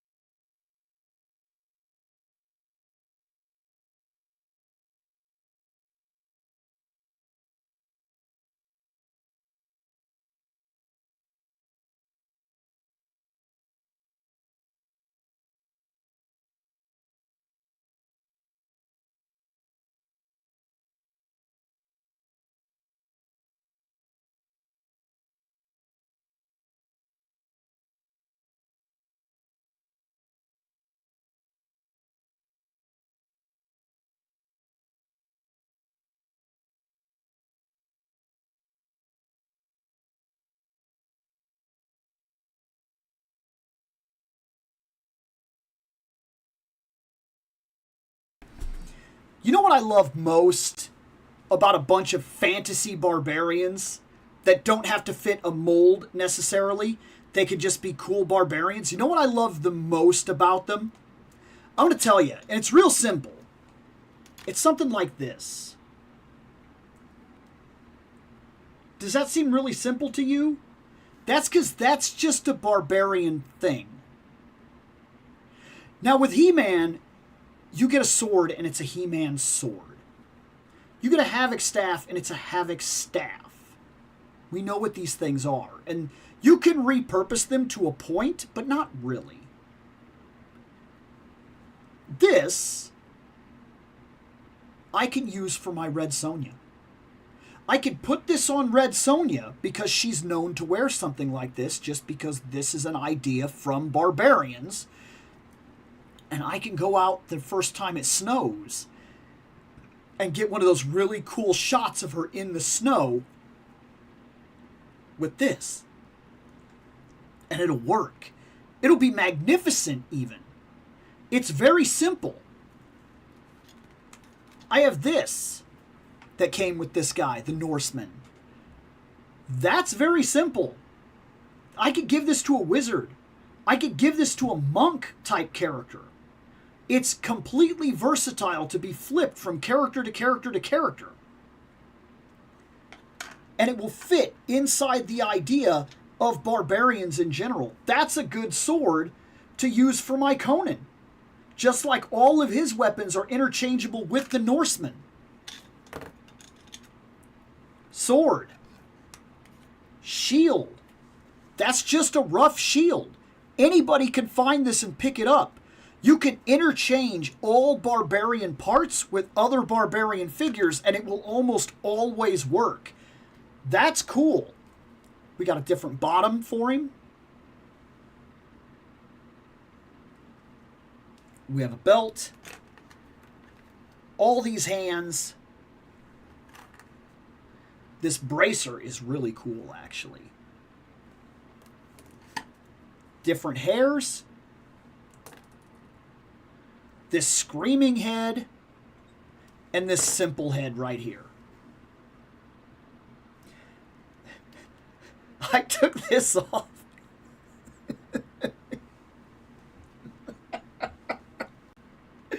And I couldn't help but laugh. And I'm going to do it for you too, so that you guys can also kind of laugh. I'm going to take this helmet off. And because I know this is supposed to be what's going on, right?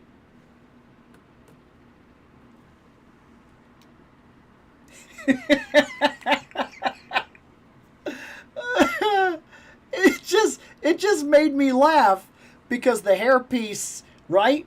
But these hair pieces are interchangeable, so if I need them to be like where it's flowing to the side or whatever, or it's going to the other side, and very different kinds of locks or whatever, or if it's going straight down, I can get whatever I need out of the hair effect, and I can put the helmet on him and everything, and it'll work. It's very cool. But as much as it made me laugh because I just wasn't expecting it, if I'm being honest, if I set this guy in a bar scene, if I just made my own bar scene, right?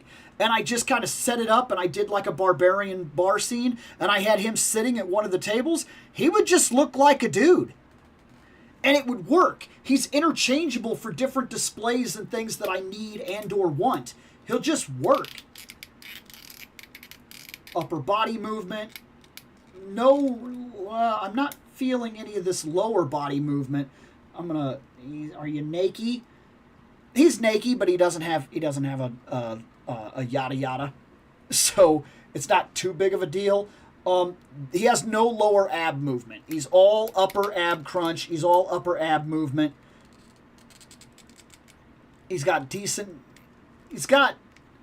single leg, but it's manageable. It's not ideal. I always prefer the double knee, but this doesn't break my heart necessarily because, as I just explained, looking at this with the amount of leg that I can get up and everything, and it's not giving me any problems, I feel like I could sit him at like a table or whatever, and it would work. Boots. This is a hanging part right here, so it's something that we could take off if we wanted to or needed to. His hair just came off, and now he's just like a bald dude. And that's cool, too, because now I could actually use him as like a blacksmith or something like that, and he would work. So, like, I love the idea of the interchangeable barbarian stuff. Like, that it's just what it is, and it gives me infinite possibilities for, like, making barbarian shots and whatnot. That somewhat impresses me. That's a single joint elbow, but that's got a lot of bend. That comes up pretty high right there. It doesn't really get in his way. I'll give it to you. That's pretty impressive, actually. Good job, Frazetta. Good job. That's one of those bracers. I actually like this one a lot. Interchangeable and whatnot. It's very solid. This guy's simple, but he's exactly what I want him to be. He's got his big, awesome hat, which is a big, awesome hat, by the way. That is ridiculous and ever so striking. Like, he's just a big dude. And if we pop the head, I'm actually curious, does the whole hair, can we do, or is that not a thing? It seems to be. It seems to be tough to get this hair on and off, like the hair. There we go. Then we're going to pull this hair. And then we're going to put this on him. The hair is a little tough because of what they decided to do with it. But there. Kind of a gruff dude, got his hair and everything. That's a solid, simple barbarian figure.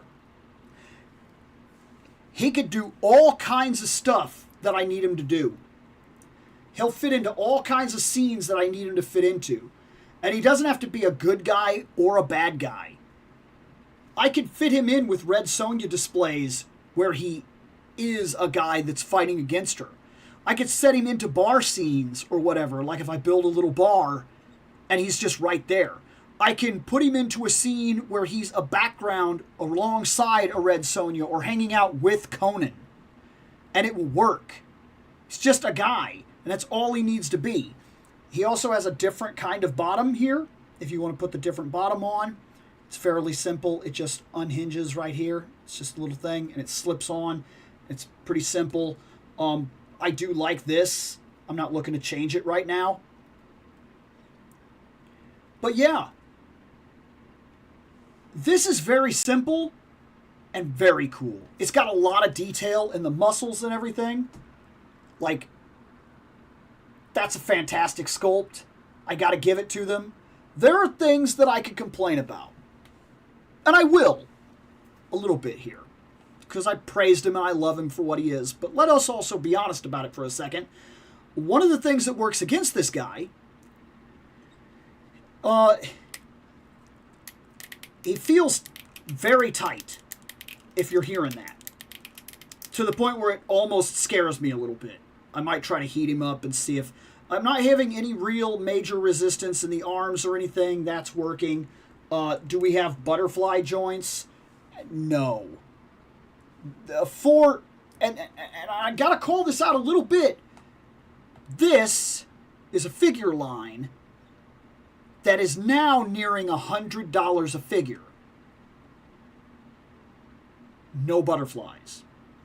Like his arms do not go in here. This is it. This is it. He will never like cross his arms necessarily. He could probably put his hands like this and have like a big sword. Like if it was, down here or whatever, it was like long enough that it could be sitting on something. He could do scenes like that or whatever. But that's it. In terms of going back, this is it. There are things to call out. I think some of the articulation, in all honesty, does feel a little dated, but he also feels very well sculpted. Like, he just looks great. I've seen a lot of figures that don't look like this. So you could say that, right? But at the same time, you do have to say that for figures that cost what he does, are there better options out there? Well, right now, this line is getting better and better. I'm literally watching it evolve in real time. And that's nice. That's great. Because the Conan was better than this. This guy came out before Conan. And I actually think that in some ways he feels more sturdy than Darkwolf did. That's good. It shows the line is continually moving forward. It's getting better. But I am curious. Because we've got competition coming. Competition that only sits in like the $40 brackets. Like Brutal Realms. Some of those figures look really cool.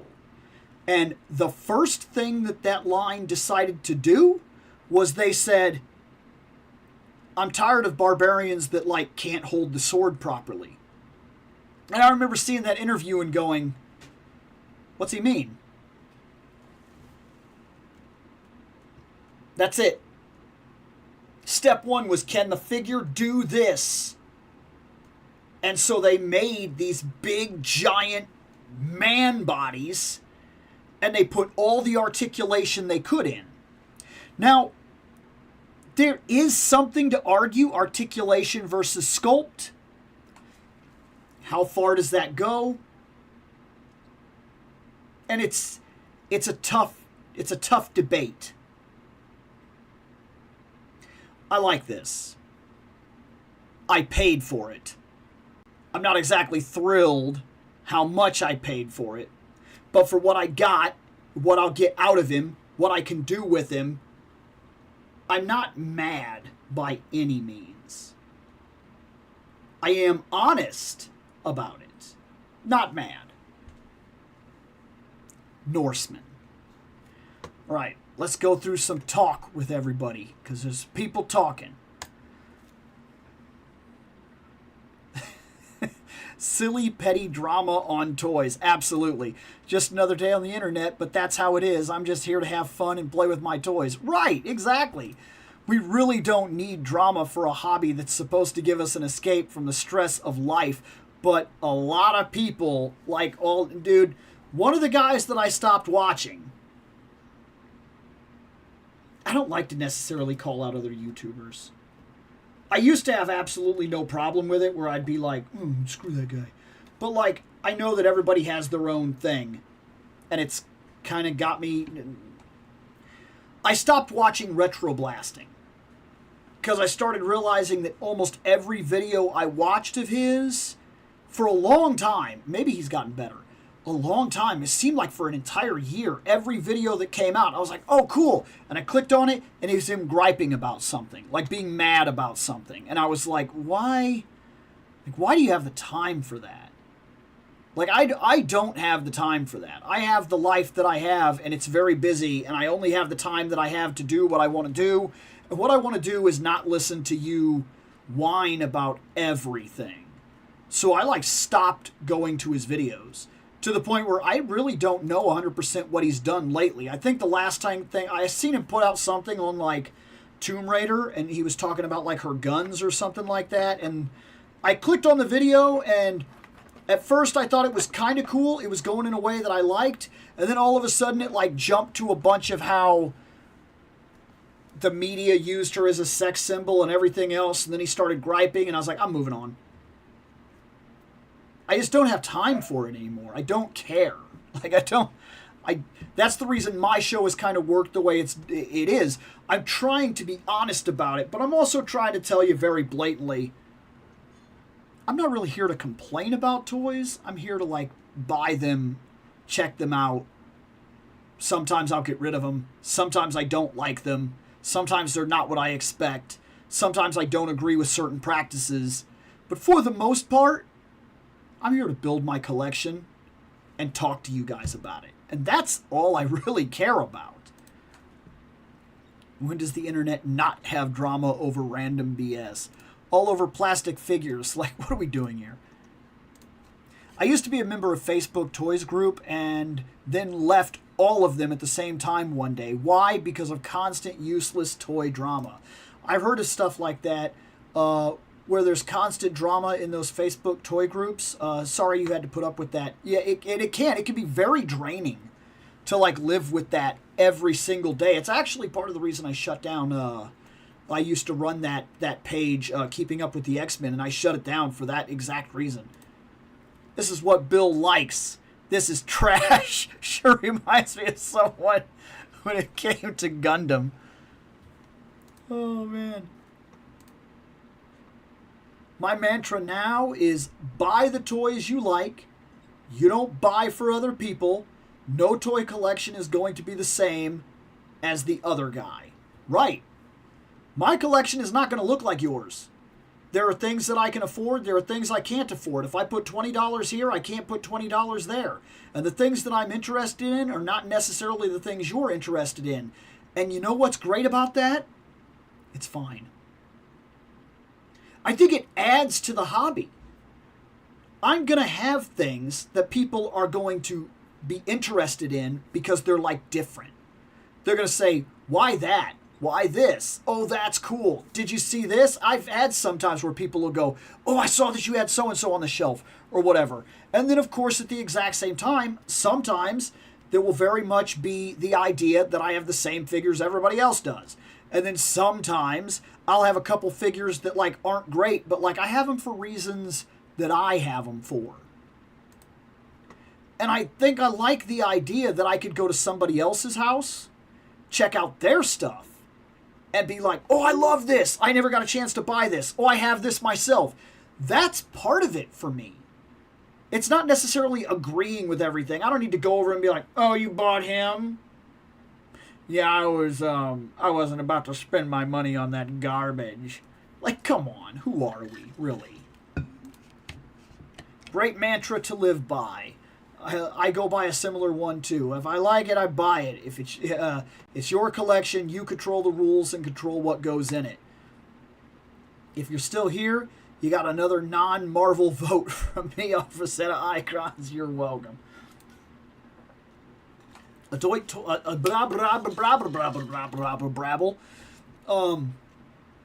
Exactly. Adult toy collectors should be level-headed once again, like the pre-internet days. I know I argued with some pretty real guys in them comic shops, man. There is some stuff still, but mainly you got the collectors who just want to be starting something, or you just want to prove some kind of point. They need to prove that they're right and you are wrong. They know more and you don't from their point of view. Yeah, that gets really old. That's the reason I always try to tell people, if you want to ask my opinion on something, I'll give it to you. But I always try to tell people and really push it. I really try to push it. I want people to know I'm not an expert here. I know what I know, and that's what I know. And when I'm interested in something, I might know a lot about it. But I might not know everything about it.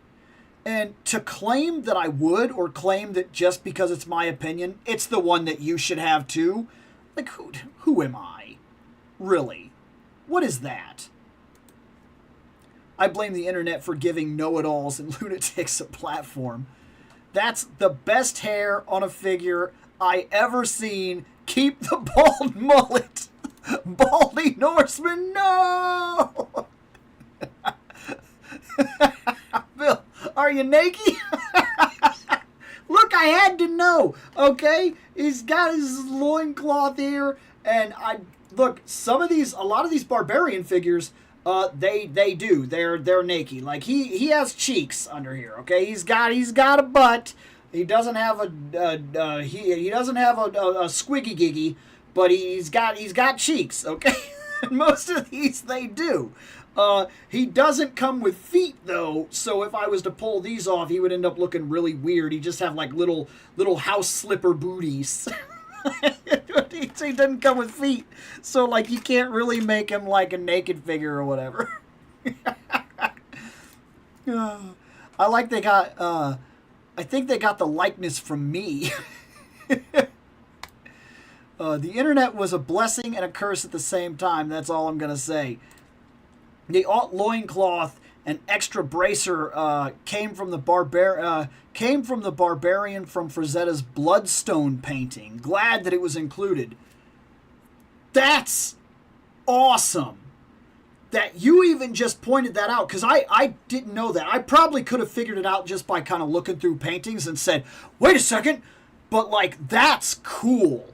And that's even more cool now that you just said that. That's awesome. That is too awesome. Dude, now I'm looking at it.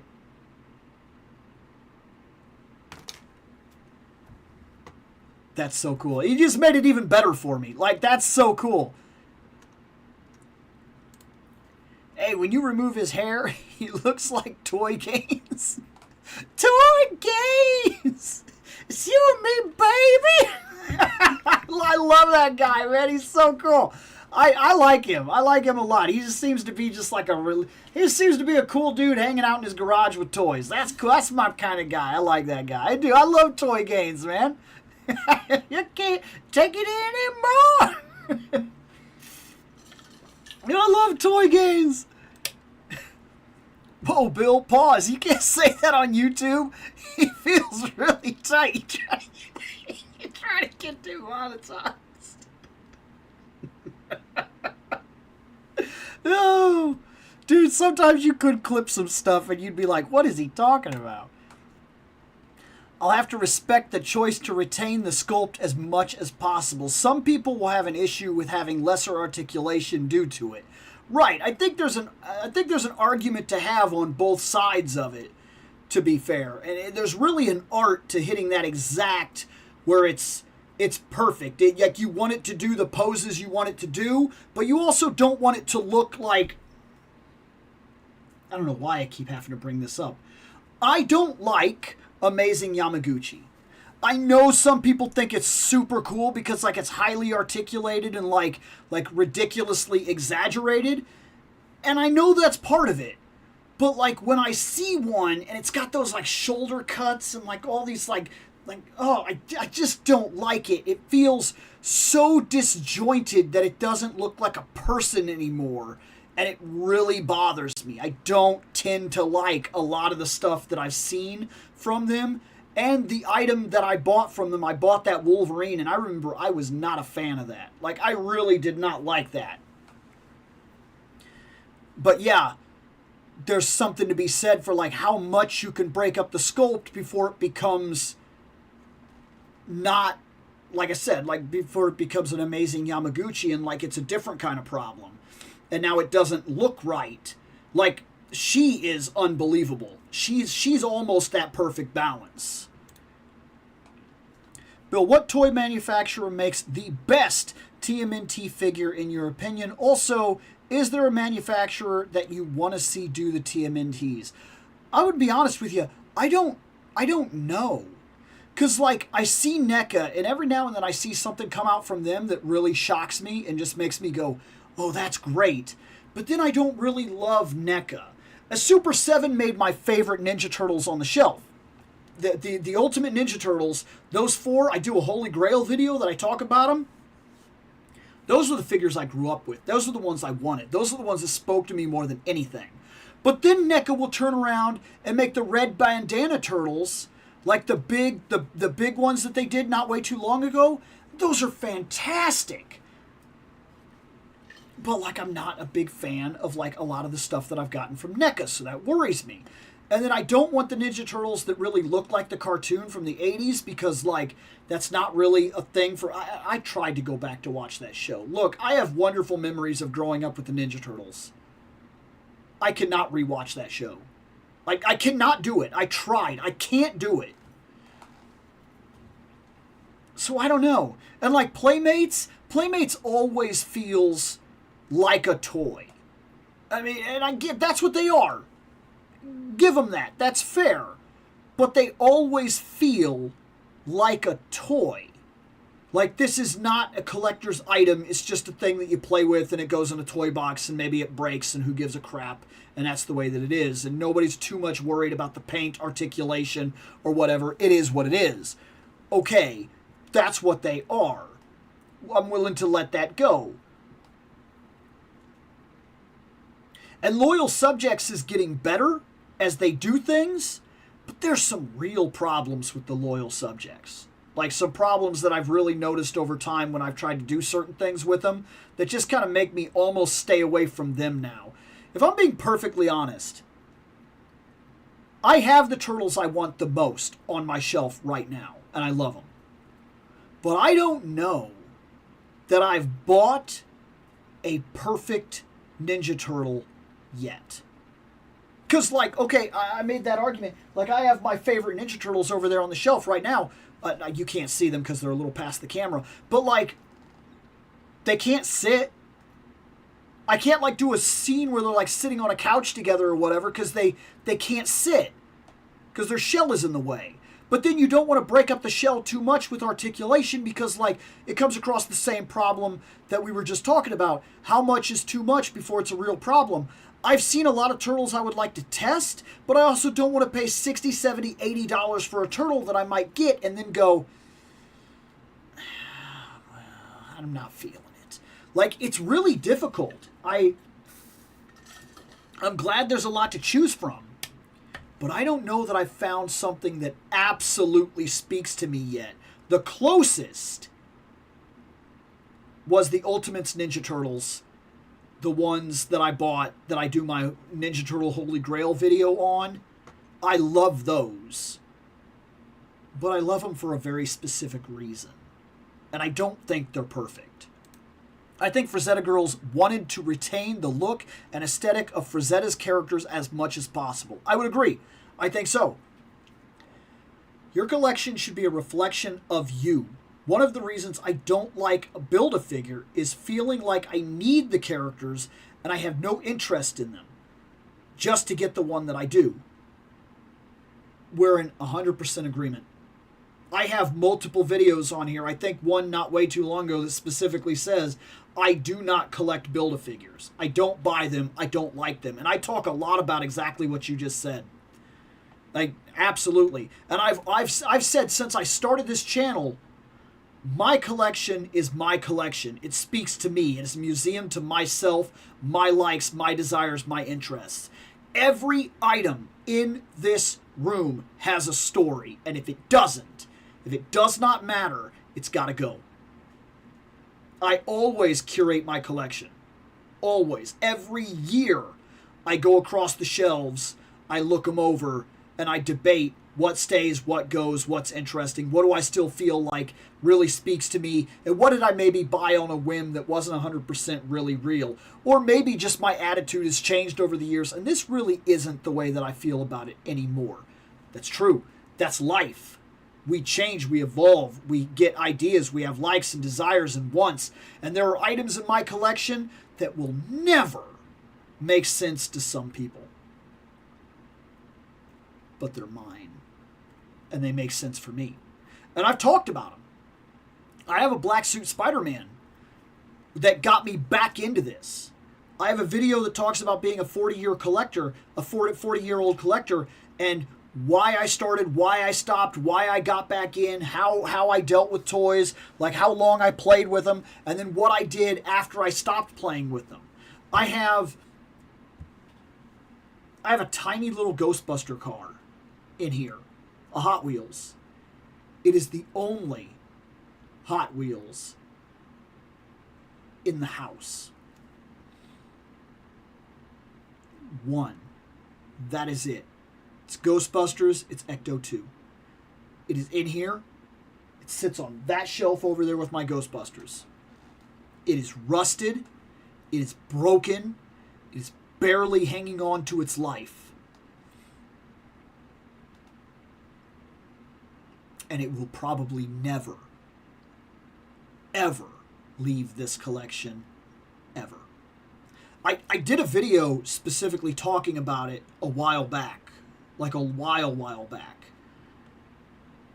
I think I called it like Toy Storage Memories or something like that. I would tell you to look that video up. It talks a lot about this. Like what things and why. And I also did another video where I specifically talk about, I have a Coca-Cola bear in this room. And every now and then it moves around the room so people see it. And I've actually gotten comments, like even in the lives, where people go, why do you have a Coke bear? Why do you have a Coke bear? There's a very specific reason why I have the Coke bear in here. The Coke bear is one of my absolute most important items in this entire room. And that little Ghostbuster car, that Hot Wheels, it is also one of the most important items in the entirety of my collection, hands down. 100%. I might be able to locate those videos, and maybe I will post them to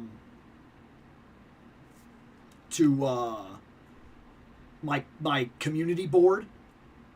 I'd like to start using that a little more. I don't use it as much as I think I should, but I would like to post some stuff in there, and I might post those talking about, hey, these are the videos I was talking about last night, because I think those are two very personal, very real videos that talk about collecting and how it's bigger than people tend to know, and how your collection really does speak to you. I've lived by this. If you wanted an amazing Yamaguchi, I'd go with a Rubik's Cube or a jigsaw puzzle, because that's what they look like to me. Do you think Jada could do a good Turtles figure? I mean, so far, Jada hasn't done anything that I don't like. They're doing Scooby. It seems absolutely fantastic. They've done Mega Man, and I absolutely love the Mega Man figures. they've done Street Fighter, and that's pretty much where I'm making my home with Street Fighter. So, I mean, I don't doubt they could do fantastic things if they just let them. So far, the best figures I have are the 90s movie turtles from NECA. And I have loyal subjects also, but the NECA ones are better to me. Oh, don't forget those TMNT Hello Kitty crossover toys.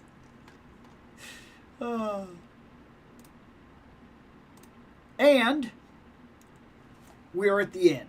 It's about 9:30. It's time for me to start laying down and everything. Got work in the morning. But guys, thanks for hanging out. Decent show. I don't always have to unbox a bunch of stuff. That's not what this is about. This is about hanging out, talking about toys. Always has been, and more than likely will continue to do so. I'm not a toy reviewer. Not realistically. I am what this show is. I'm just hanging out. I'm a guy collecting toys, talking about toys, sharing fandom. It's my hobby. It's my interest. It's my passion. I got a lot to say about it all the time. Thanks for hanging out. Thanks for listening to me babble. Thanks for babbling along with me. I'm going to get out of here.